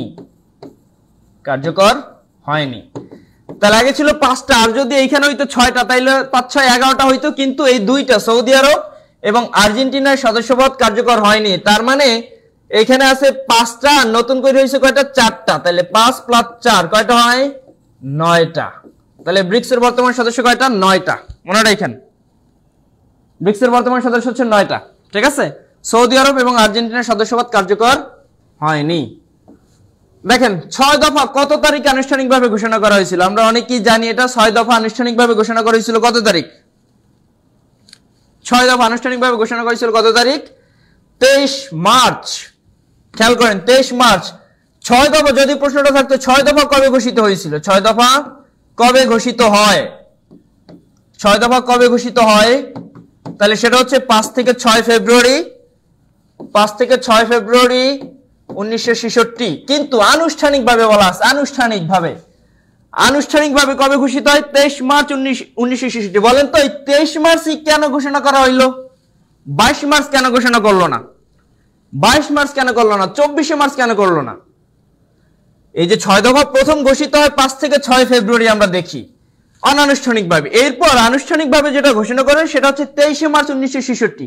তাইলে এটা 23 মার্চই কেন করলো? এটা 22 মার্চ কেন করলো না? এটার উত্তর হচ্ছে, মনে রাখবেন, আমরা যে দেখি লাহোর প্রস্তাব উত্থাপন করা হয় 1940 সালের 23 মার্চ। সেই লাহোর প্রস্তাবের সাথে মিল রেখে লাহোর প্রস্তাবের সম্মানে বঙ্গবন্ধু শেখ মুজিবুর রহমান 23 মার্চ বাইসা নিল। বুঝতে পারছেন? লাহোর প্রস্তাবের সম্মানে 1966 সালে 6 দফা আনুষ্ঠানিকভাবে উত্থাপন করা হয়। এরপর দেখেন খুব গুরুত্বপূর্ণ একটা জিনিস, বিসিএস অলরেডি আসছে, এরপর অন্যান্য অনেক পরীক্ষা আসছে। মাননীয় প্রধানমন্ত্রী শেখ হাসিনা বাংলাদেশকে শতভাগ বিদ্যুতায়নের ঘোষণা দিয়ে, শতভাগ বিদ্যুতায়নের দেশ, বাংলাদেশ হচ্ছে শতভাগ বিদ্যুতায়নের দেশ। বাংলাদেশের সব অঞ্চলে সব জায়গায় বিদ্যুৎ আছে। এটা প্রধানমন্ত্রী কবে ঘোষণা দিছে বলেন তো? কবে ঘোষণা দিছে? এটা পারে একটু ডিফিকাল্ট হয়ে যাবে আপনাদের জন্য। বলেন, মাননীয় প্রধানমন্ত্রী শেখ হাসিনা বাংলাদেশকে শতভাগ বিদ্যুতায়নের দেশ হিসাবে ঘোষণা দিয়েছে কত তারিখে? শতভাগ বিদ্যুতায়নের দেশ। আচ্ছা 17 মার্চ বলতেন সাদিয়া সুলতানা নাদিরা হয় নাই। রেজওয়ানা ঝুমু 21 মার্চ। রাসুল মোল্লা খ হয় নাই। হ্যাঁ রাসুল মোল্লা খ ঠিক আছে। খ যারা খ বলতেছেন 21 মার্চ এটা উত্তর। তাইলে 21 মার্চ 2022। মনে রাখবেন কোন বিদ্যুৎ কেন্দ্র উদ্বোধন করতে গিয়ে বাংলাদেশের সবচেয়ে বড় বিদ্যুৎ কেন্দ্র, মনে রাখেন বাংলাদেশের সবচেয়ে বড় বিদ্যুৎ কেন্দ্র, সবচেয়ে বড় বিদ্যুৎ কেন্দ্র কোনটা? পায়রা তাপ বিদ্যুৎ কেন্দ্র। পায়রা এটার উৎপাদন ক্ষমতা 1320 মেগাওয়াট। 1320 মেগাওয়াট। তো এই পায়রা বিদ্যুৎ কেন্দ্র উদ্বোধন করতে গিয়ে বঙ্গবন্ধু শেখ মুজিবুর রহমান মাননীয় প্রধানমন্ত্রী শেখ হাসিনা বলছে সেটা হচ্ছে 21 মার্চ 2022 সালে। সে বলছে কি? সে বলছে যে বাংলাদেশ আজ থেকে শতভাগ বিদ্যুতায়নের দেশ। বাংলাদেশের সব অঞ্চলে, এমন কোন অঞ্চল নাই যে অঞ্চলে আসলে বিদ্যুতের আওতায় আসে না। বাংলাদেশের আনাচে কানাচে অলিতে গলিতে যেইখানে যান সব জায়গায় দেখবেন বিদ্যুতের লাইন আছে। বিদ্যুৎ থাকুক বা না থাকুক বিদ্যুতের লাইন আছে। বুঝতে পারছেন? তাহলে 1320 মেগাওয়াট পায়রা বিদ্যুৎ কেন্দ্রের ক্ষমতা কত? উৎপাদন ক্ষমতা 1320 মেগাওয়াট। এবং আমরা দেখলাম বাংলাদেশের সবচেয়ে বড় বিদ্যুৎ কেন্দ্র হচ্ছে পায়রা তাপ বিদ্যুৎ কেন্দ্র। এইটা উদ্বোধন করতে গিয়ে সে কিন্তু এই কথাটা বলছে। ক্লিয়ার? ওকে, এরপর দেখেন বীরশ্রেষ্ঠ মোস্তফা কামালের জন্মস্থান কোথায় বলেন? বীরশ্রেষ্ঠ মোস্তফা কামালের জন্মস্থান, বীরশ্রেষ্ঠ মোস্তফা কামালের জন্মস্থান কোথায়? জন্মস্থান কোথায় এটা মনে রাখার একটা ট্রিক্স দিছিলাম আপনাদের প্রথম ক্লাসে। আমি যে প্রথম দিকে যে ক্লাস নিয়েছিলাম সেখানে বলছিলাম এই 7000 মৌমানো এটা লেখা, আবার বলছিলাম তাদের কি করতে, এটা লেখা একটা তারিখ বইলে বলছিলাম যে কে কোন সেক্টরে যুদ্ধ করছে এটা বের করতে। পাশাপাশি দেখেন সেই যে এই যে কৌশলটা ছিল এর মাধ্যমে আপনি বের করতে পারেন কোন বীরশ্রেষ্ঠ কোন জেলায় যুদ্ধ করছে। বলছিলাম কি বলছিলাম ঝিনাই বাড়ি, দেখেন ঝিনাই বাড়ি, নোয়া ভোলায়, আর ঢাকার ফরিদ নড়াইলে, এটা বলছিলাম ঢাকার ফরিদ নড়াইলে এটা বলছিলাম। দেখেন তাহলে 7 মানে 7 জন বীরশ্রেষ্ঠ, 7 জন বীরশ্রেষ্ঠ, হাতে হচ্ছে হামিদুর, যাতে জাহাঙ্গীর, রতে কি রুহুল আমিন, মতে মোস্তফা কামাল, মতে মতিউর রহমান, হাতে আব্দুর রউফ, নতে নূর মোহাম্মদ শেখ। তাহলে যে যার সাথে না হয়ে যাবে, হামিদুর ঝিনাইদহ, তারপর জাহাঙ্গীর হইছে বরিশাল, তারপর রুহুল আমিন হইছে নোয়াখালী, মোস্তফা কামাল হইছে ভোলা, মতিউর রহমান কি এই যে মতিউর তো এখানে পায় না, এখানে আনলাম ঢাকা, তারপর আব্দুর রউফ হইছে ফরিদপুর, তারপর নূর মোহাম্মদ শেখ হইছে নড়াইল। এরকম লিখে দিছিলাম, মনে আছে আপনাদের? এটা বলে দিছিলাম আমরা। যদি একটু প্যাচগোছ হয়ে গেছে এখানে, একটু বোঝা ডিফিকাল্ট, তাও যেহেতু আমাদের সময় আমরা প্রথম ক্লাস প্রাইমারি 3য় ধাপের জন্য যে ক্লাসটা ছিল এই ক্লাসটা এই যে 7 জন বীরশ্রেষ্ঠ মনে রাখার টেকনিক এবং তারা কে কোন সেক্টরে যুদ্ধ করছে তার ইউনিক একটা টেকনিক, এবং একই সাথে কে কোন জেলায় জন্মগ্রহণ করছে সেই সম্বলিত আমরা একটা কিন্তু এখানে টেকনিক দিয়ে দিছিলাম। তাইলে বলেন মোস্তফা কামাল কোথায় জন্মগ্রহণ করছে? ভোলায়। কোথায়? ভোলায়। যারা ভোলা কমেন্ট করছেন অবশ্যই পারছেন। ওকে, তাইলে ভোলায়, ঠিক আছে, ভোলায়। ওকে, নেক্সট স্লাইড দেখেন। রাশিয়া কত তারিখে ইউক্রেনে সামরিক অভিযান শুরু করে? রাশিয়া কত তারিখে ইউক্রেনে সামরিক অভিযান শুরু করে? আচ্ছা, রাশিয়া ইউক্রেনে সামরিক অভিযান শুরু করে 24 ফেব্রুয়ারি 2022। 24 ফেব্রুয়ারি 2022। এর আগে একটা জিনিস হয়, সেটা হচ্ছে 21 ফেব্রুয়ারি। দেখেন 21 ফেব্রুয়ারি রাশিয়া কি করে? 21 ফেব্রুয়ারি ইউক্রেনের পূর্বাঞ্চলের 2টা অঞ্চল, ইউক্রেনের পূর্ব দিকের 2টা অঞ্চল, পূর্ব দিকের 2টি অঞ্চল,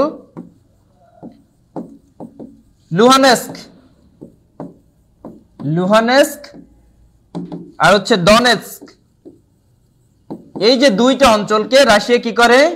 স্বাধীনতার মর্যাদা দেয়। স্বাধীনতার মর্যাদা কবে? 21 ফেব্রুয়ারি স্বাধীনতার মর্যাদা দেয়। এই 3 দিন আগে দেখেন 21 ফেব্রুয়ারি 2022 রাশিয়া কি করে? ইউক্রেনের 2টা অঞ্চল, একটা হচ্ছে লুহানেস্ক আর একটা হচ্ছে ডনেৎস্ক, এই 2টা অঞ্চলকে কি করে? স্বাধীনতার মর্যাদা দেয়। এর 3 দিনের মধ্যে অর্থাৎ 24 ফেব্রুয়ারি স্পেশাল মিলিটারি অপারেশন নামে ইউক্রেনের যুদ্ধ শুরু করে। সেই যুদ্ধ এখনো চলতেছে, মনে রাখেন, ঠিক আছে? ওকে, এরপর দেখেন বাংলাদেশের কোন ক্ষুদ্র গোষ্ঠীর ওয়ানগালা উৎসব উদযাপন করে? খুবই ইম্পর্টেন্ট, দেখেন বারবার আসছে, বারবার, এবার বিসিএসও আসছে এরকম একটা কোশ্চেন, এবার বিসিএসও আসছে। দেখেন এটা পারেন কিনা, অনেকবার মনে রাখেন নৃগোষ্ঠী থেকে কোশ্চেন অবশ্যই আসে, নৃগোষ্ঠী, ঠিক আছে? বাংলাদেশের কোন ক্ষুদ্র নৃগোষ্ঠী ওয়ানগালা উৎসব উদযাপন করে বলেন? বাংলাদেশের কোন ক্ষুদ্র নৃগোষ্ঠী ওয়ানগালা উৎসব পালন করে? দেখি কে কে পারেন। সুমাই ইসলাম, আহসান হাবিব নাসিম, মুন্নি মুনিয়া গ লিখছেন, রুবেল হোসেন রাজ জি, মুরাদ। আচ্ছা দেখেন, আমরা যেহেতু অনেক রাত হয়ে গেছে আমরা খুব বেশি সময় নিব না।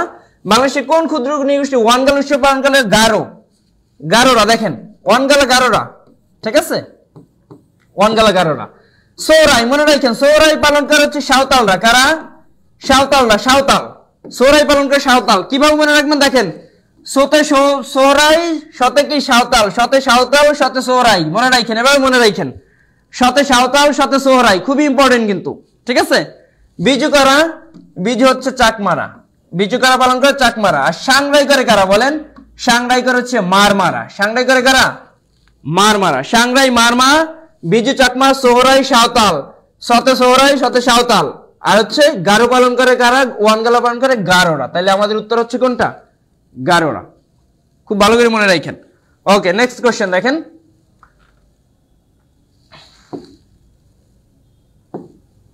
আচ্ছা, আমরা একটু দ্রুত আগে, যেহেতু অনেক টাইম হয়ে গেছে অলরেডি। আচ্ছা, এই জিনিসটা দেখেন, এই কোশ্চেনটা দেখেন। আমরা একটু এখন একটু সিলেক্টিভ হই, যেহেতু আমাদের আরো অনেকগুলো কোশ্চেন আছে। COP28, মনে রাখবেন পরিবেশ দিয়ে অবশ্যই পরিবেশগত কূটনীতি যেগুলো আছে, পরিবেশ, এই কপ, ঠিক আছে, এইগুলো থেকে অবশ্যই কোশ্চেন আসবে। এইখান থেকে একটা কোশ্চেন অবশ্যই পারবেন। COP28 আগামী বছর, এবছর যে কপ হবে COP29, এটা আবার নভেম্বরে হবে। তো এই COP28 মনে রাখেন, এটা কোন শহরে হয়েছে? COP28 সর্বশেষ যে কপ সম্মেলন, কপ, এটা হচ্ছে কপের ফুল মিনিং কি? কপ, কপ মানে হচ্ছে কনফারেন্স অফ দ্য পার্টিস। মনে রাখেন এটা বিসিএস এও আছে, কনফারেন্স অফ দ্য পার্টিস, কপ। সর্বশেষ যে কপ হয় COP28, বলতে হবে এটা কোথায় হয়েছে? কোথায় হয়েছে বলেন? COP28। এই কপ থেকে এই বছরও কিন্তু 46তম বিসিএস এর যে প্রিলিমিনারি পরীক্ষায় কিন্তু এখান থেকে কোশ্চেন আসছে, বুঝতে পারছেন? গ্লাসগো বলতেছেন অনেকে, না গ্লাসগো না, গ্লাসগো গেছে আরো অনেক আগে। বলেন এইটা দেখে, এইটা কে পারেন? আচ্ছা, COP28 খেয়াল করেন, এটা হচ্ছে দুবাইতে, সর্বশেষ কপ দুবাই, UAE মানে সংযুক্ত আরব আমিরাতে হয়েছে। এর আগে হয়েছে COP27 হয়েছে শার্ম আল শেখ মিশর, COP27। আর গ্লাসগোতে হয়েছে COP26, এখানে হচ্ছে COP26। মনে রাখেন, আপনাদের বলতেছি যারা যুক্ত আছেন বা যুক্ত থাকবেন পরবর্তী ভিডিওতে, COP28 থেকে অবশ্যই পরীক্ষায় আসবে, অবশ্যই অবশ্যই, একদম 100%, এটা 100%, এখান থেকে অবশ্যই কোশ্চেন আসবে। আচ্ছা, এই যে COP28, এটা কোথায় হয়েছে? দুবাইতে, ঠিক আছে। বলতে হবে এটার মূল বিষয় ছিল কি? COP28 এর মূল বিষয় লিখে নেন। COP28 এর মূল বিষয় ছিল, COP28 এর মূল বিষয় ছিল জীবাশ্ম জ্বালানির ব্যবহার রোধ, জীবাশ্ম জ্বালানির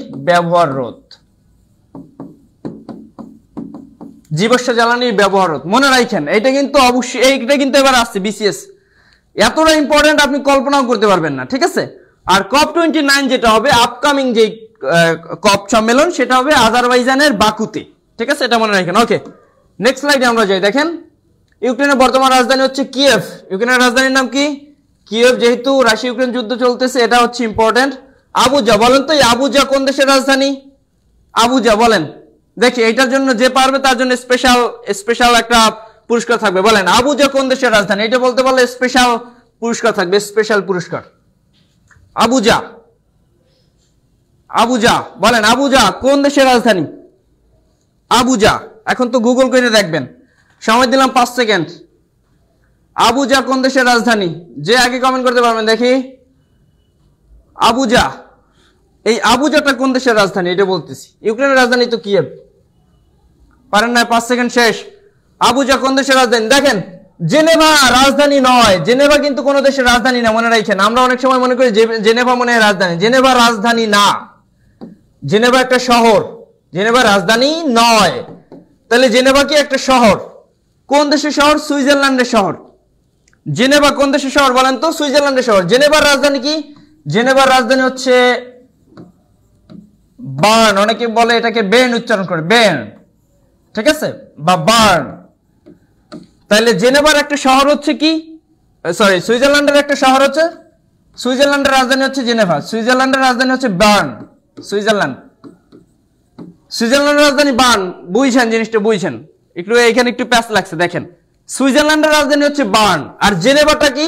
জেনেভা কিন্তু রাজধানী না, জেনেভা সুইজারল্যান্ডের একটা বিখ্যাত শহর, এটাকে বলা হয় সম্মেলনের শহর। কিয়েভ ইউক্রেনের রাজধানী। আবুজা, বলছিলাম এটা বলে পুরস্কার পাবো, কেউ পারেন নাই। আবুজা হচ্ছে নাইজেরিয়ার রাজধানী, আবুজা নাইজেরিয়ার রাজধানী, বুঝতে পারছেন? আর টোকিও হচ্ছে জাপানের রাজধানী। ওকে, এরপর আসেন ন্যাটোর পূর্ণরূপ। ন্যাটোর পূর্ণরূপ হচ্ছে নর্থ আটলান্টিক ট্রিটি অর্গানাইজেশন। ন্যাটোর পূর্ণরূপ হচ্ছে নর্থ আটলান্টিক ট্রিটি অর্গানাইজেশন। বলতে হবে ন্যাটোর বর্তমান সদস্য কত? ন্যাটোর বর্তমান সদস্য কত? ন্যাটোর বর্তমান সদস্য কত? এল বর্ণ, হ্যাঁ নাইজেরিয়া, আবুজা নাইজেরিয়া আছেন, এখন পারতেছেন গুগল দেখা। বলেন ন্যাটোর বর্তমান সদস্য কত?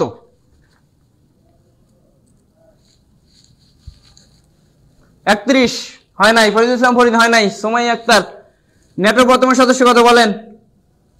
31 হয় নাই, 32টি, সুমাইয়া আক্তার 32, ইমন হাসান 32, গুড। তাহলে ন্যাটোর বর্তমান সদস্য হচ্ছে 32টি, কয়টি? 32টি। সর্বশেষ হচ্ছে সুইডেন, সর্বশেষ কে? সর্বশেষ হচ্ছে সুইডেন। ক্লিয়ার? তাহলে north Atlantic treaty organization NATO, এটা সর্বশেষ সদস্য হচ্ছে, ওকে। তাহলে ন্যাটোর বর্তমান সদস্য হচ্ছে 32টি, ঠিক আছে। 6 দফা দিবস, কনফিউজিং একটা জিনিস। 6 দফা দিবস কবে বলেন? আমরা জানি 6 দফা উত্থাপন করছে 5 থেকে 6 ফেব্রুয়ারি, 5 থেকে 6 ফেব্রুয়ারি প্রথম উত্থাপন করে। এরপর 23 মার্চ আনুষ্ঠানিকভাবে, 23 মার্চ আনুষ্ঠানিকভাবে কি করছে? আনুষ্ঠানিকভাবে। কিন্তু 6 দফা দিবসটা কবে? এই দুইটার একটাও দিবস না। প্রথম 6 দফা উত্থাপন করছে 5 থেকে 6 ফেব্রুয়ারি, পরে উত্থাপন করছে 23 মার্চ আনুষ্ঠানিকভাবে। কিন্তু এই দুইটার একটাও কিন্তু 6 দফা দিবস না। তাহলে 6 দফা দিবস কোনটা বলেন তো? 6 দফা দিবস কোনটা? 5 জন বলতেছেন। 5 জুন তো বিশ্ব পরিবেশ দিবস। Sonia Nandi 7 June, good. Faridul Islam Farid 7 June, Khaled Al Masum 5 June, হয় না। 5 জুন পরিবেশ দিবস, বিশ্ব পরিবেশ দিবস 5 জুন। 6 দফা দিবস 7 জুন, মনে রাখেন। 6 দফার জন্য আন্দোলন হয়েছে। এই দিন কি হয়েছে? 6 দফার জন্য আন্দোলন হয়েছে, 6 দফার জন্য আন্দোলন হয়েছে, 6 দফার জন্য আন্দোলন। কবে? 1966 সালের 7 জুন। 6 দফার জন্য আন্দোলন হয়েছে 1966 সালের 7 জুন। এই জন্য এই 7 জুনকে বলা হয় 6 দফা দিবস হিসেবে পালন করা হয়, ঠিক আছে। বলতে হবে 6 দফার প্রথম শহীদকে, 6 দফা আন্দোলনের প্রথম শহীদ বলেন। 6 দফা আন্দোলনের প্রথম শহীদ এইটা কে পারেন? 6 দফা আন্দোলনের প্রথম শহীদ,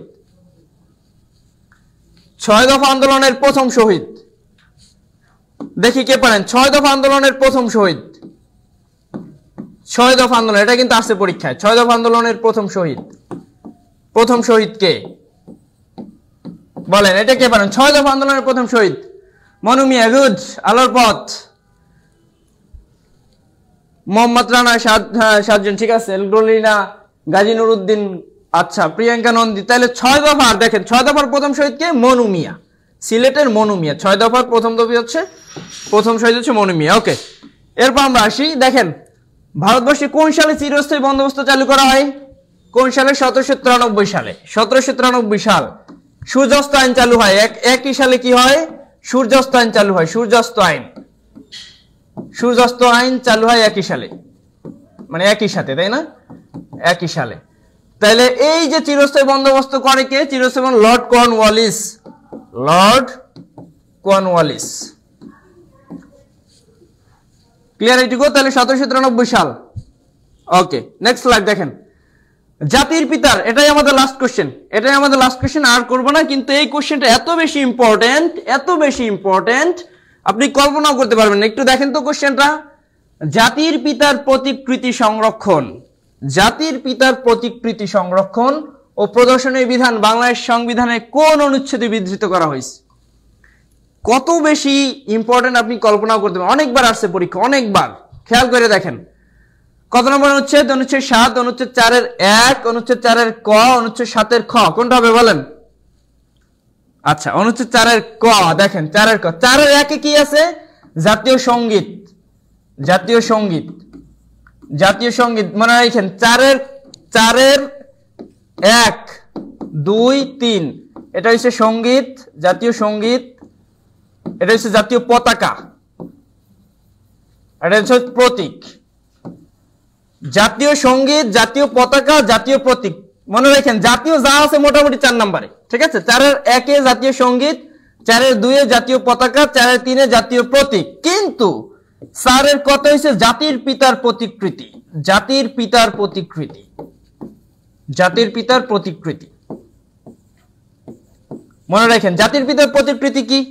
জাতির পিতার প্রতিকৃতি হচ্ছে Bangabandhu Sheikh Mujibur Rahman, the father of the Nations, তার যে ছবি, এইটা সরকারি প্রতিষ্ঠান হোক, আধা সরকারি প্রতিষ্ঠান হোক, স্বায়ত্তশাসিত হোক, আধা স্বায়ত্তশাসিত হোক, সব ধরনের প্রতিষ্ঠানে জাতির পিতার প্রতিকৃতি অবশ্যই টানাইতে হবে। তার মানে জাতির পিতার ছবি অবশ্যই টানাইতে হবে, এটা সংবিধানে আছে। আপনি যদি এই আইন ভঙ্গ করেন তাহলে সংবিধান ভঙ্গ করবেন।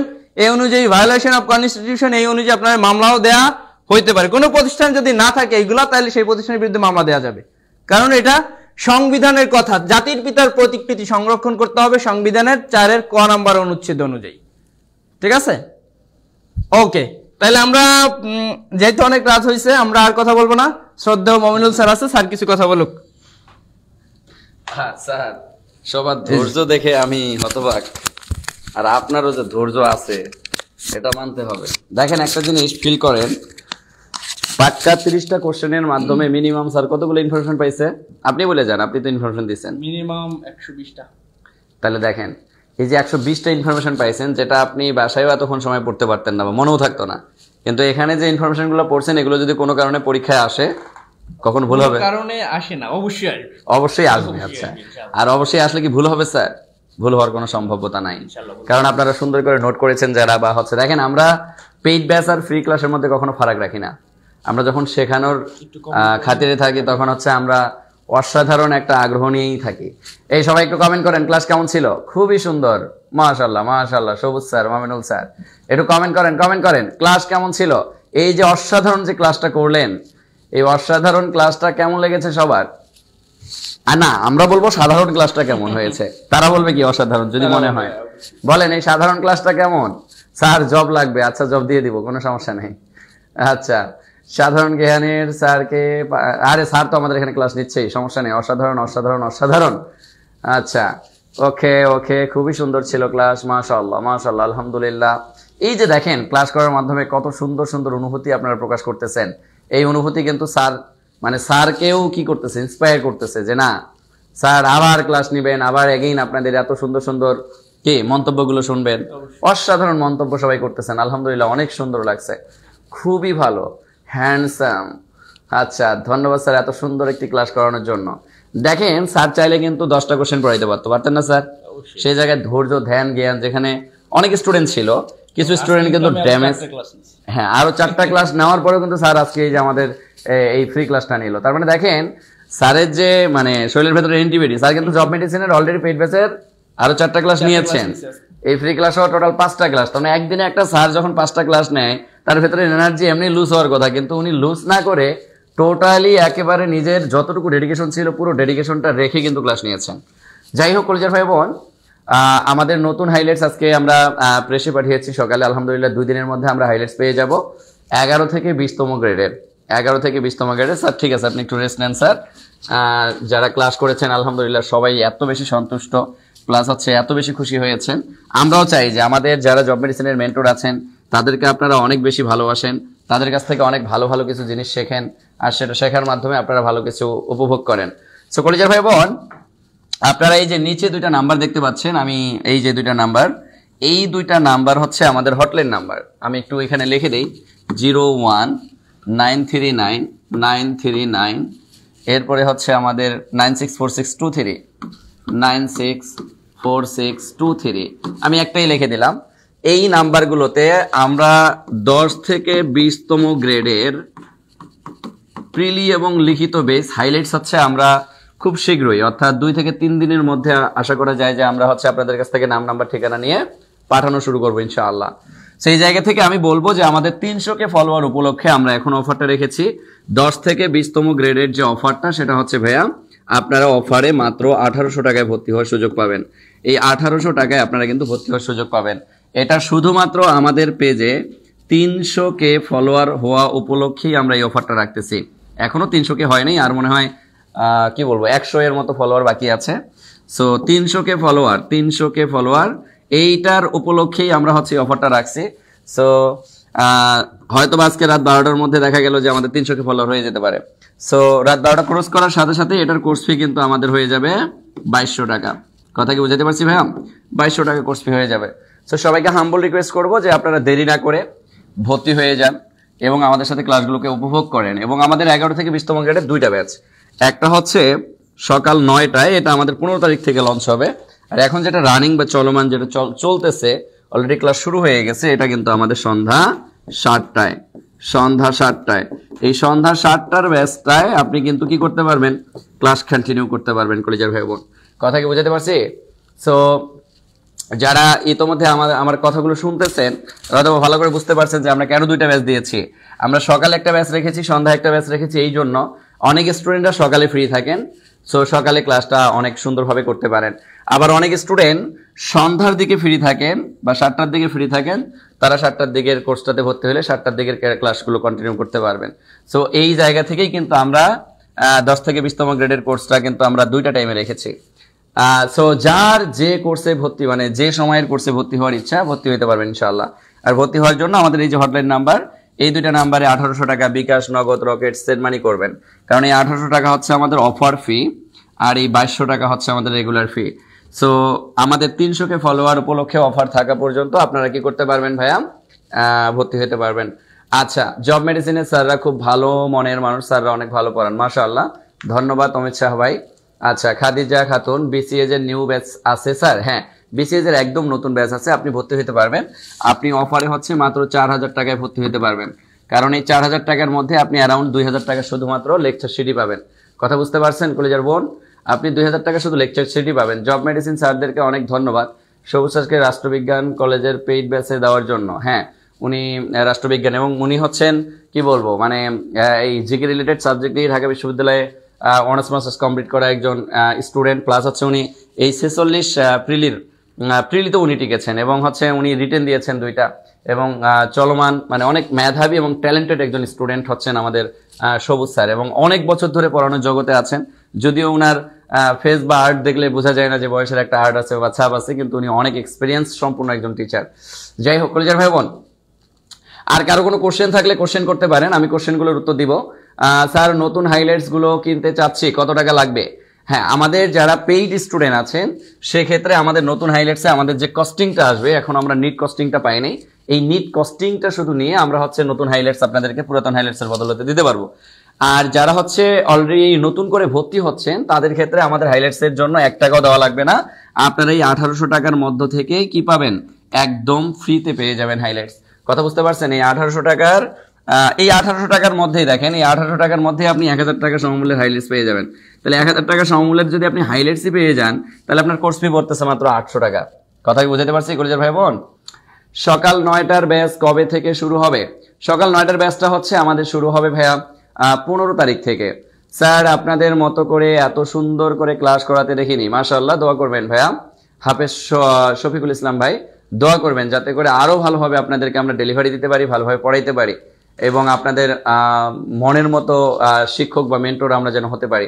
স্যার 11 থেকে 20তম গ্রেডের জবের জন্য কিছু আছে? হ্যাঁ, 11 থেকে 20তম গ্রেডের জবের জন্যই তো আমি বলতেছি যে আপনার প্রিলি প্লাস লিখিত প্রস্তুতি একসাথে কম্বাইন্ডলি আমরা শেষ করাই দিব।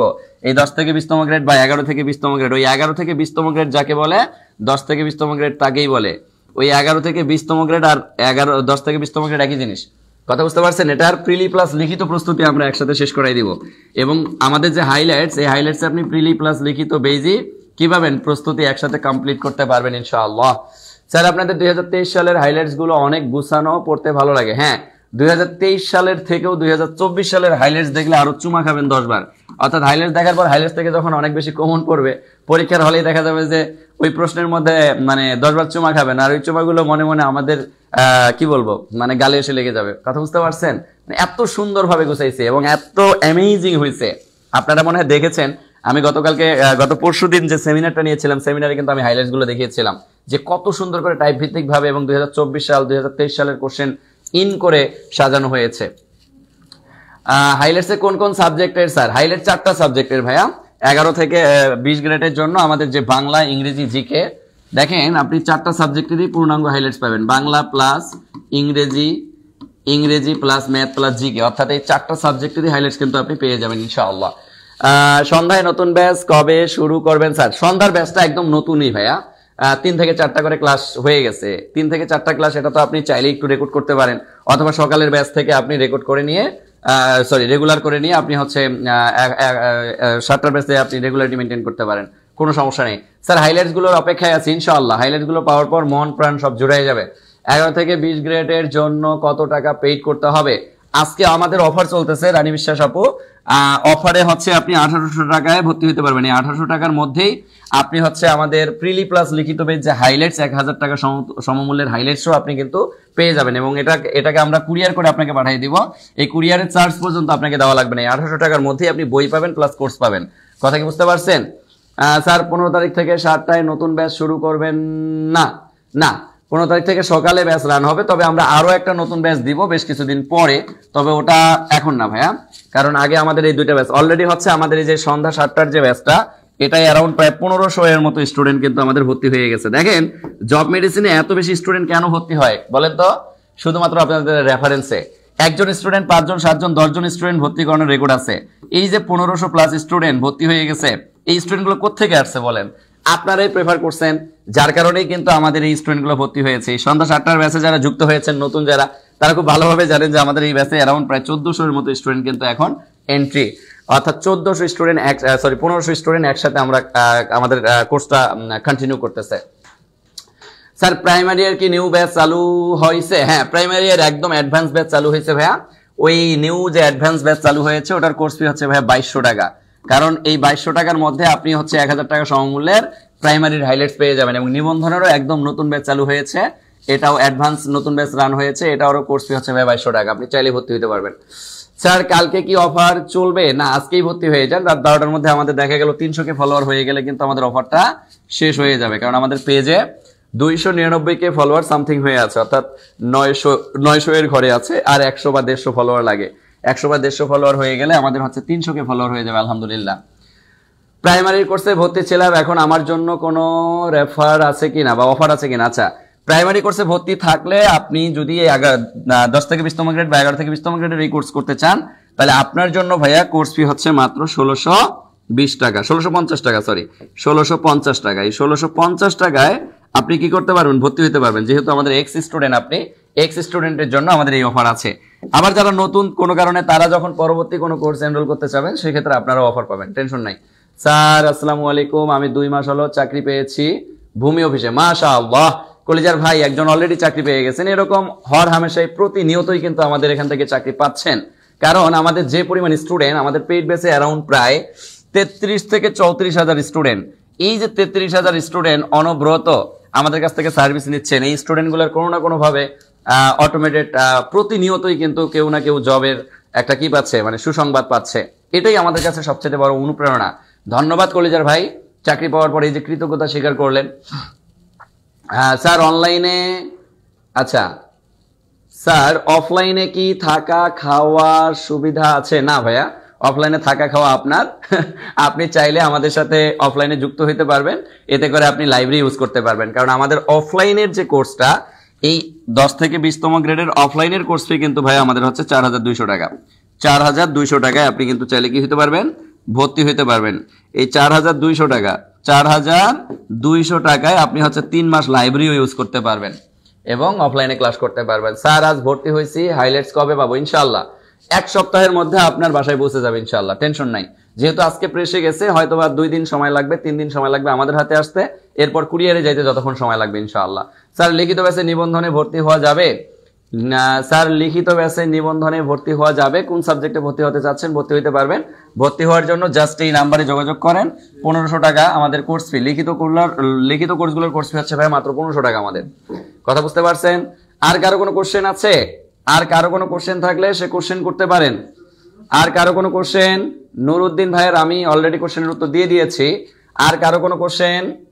স্বর্ণা খান, স্যার আজ ভর্তি হয়েছে, হাইলাইটস তো অনেক দ্রুত পেয়ে যাবেন, টেনশন নাই। আর কারো কোনো কোশ্চেন আছে? কোশ্চেন না থাকলে আমি স্টপ যাচ্ছি, কারণ আমার শরীরেও গতকালকে থেকে জ্বর।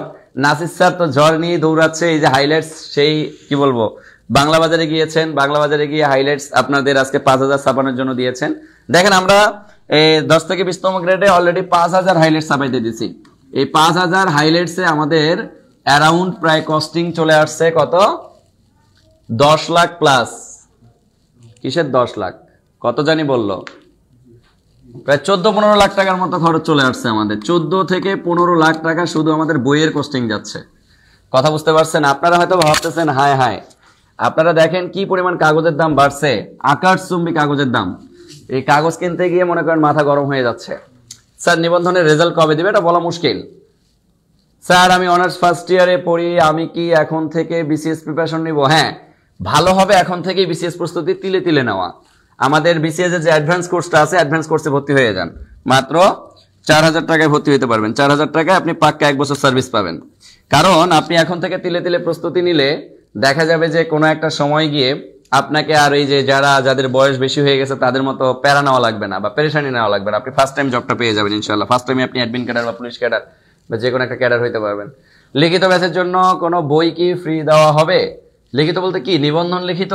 নিবন্ধন লিখিতের জন্য আমরা 1500 টাকা কোনো বই দিব না। বাজারে আপনাকে একটা বই প্রেফার করবো, সেই বই কিনে নিতে হবে। যারা 2500 টাকা দিয়ে ভর্তি হয়েছে তাদেরকে আমরা বই দিয়েছিলাম। 1 জুলাইয়ের পরে নিয়োগ নিয়ে বলেন। ইনশাল্লাহ আমরা সবগুলো নিয়োগ নিয়ে সামনে একটা স্লাইড করে আপনাদেরকে বলে দিব। ভর্তি হইলাম কাল, তবে মেসেজ করেছিলাম, বলছে হাইলাইটস ডান। ভাই হাইলাইটস ডান মানে আপনার নামটা নোট করে নেওয়া হয়েছে। আপনার নামটা নোট করা হয়েছে মানে আমাদের 2 দিনের মধ্যে হাইলাইটস হাতে আসা মাত্রই আপনার হাইলাইটসটা আপনার লোকেশনে পাঠিয়ে দেবো ইনশাআল্লাহ। কথা বুঝতে পারছেন? এই যে হাইলাইটস লেখা ডান মানে হচ্ছে আমরা একটা চিরকুটে অলরেডি আপনার নাম, নাম্বার, ঠিকানা লিখে নিছি। তার মানে আমাদের কাছে হাইলাইটস আসা মাত্রই আপনার কাছে চলে যাবে। স্যার এখন ভর্তি হলে কি লেখাটা বোঝা যাচ্ছে না। আচ্ছা, আর কারো কোনো কোশ্চেন আছে? আর কারো কোনো কোশ্চেন? কলিজার ভাই, কলিজার বোন, আর কারো কোনো কোশ্চেন আছে? কোশ্চেন থাকলে করতে পারেন।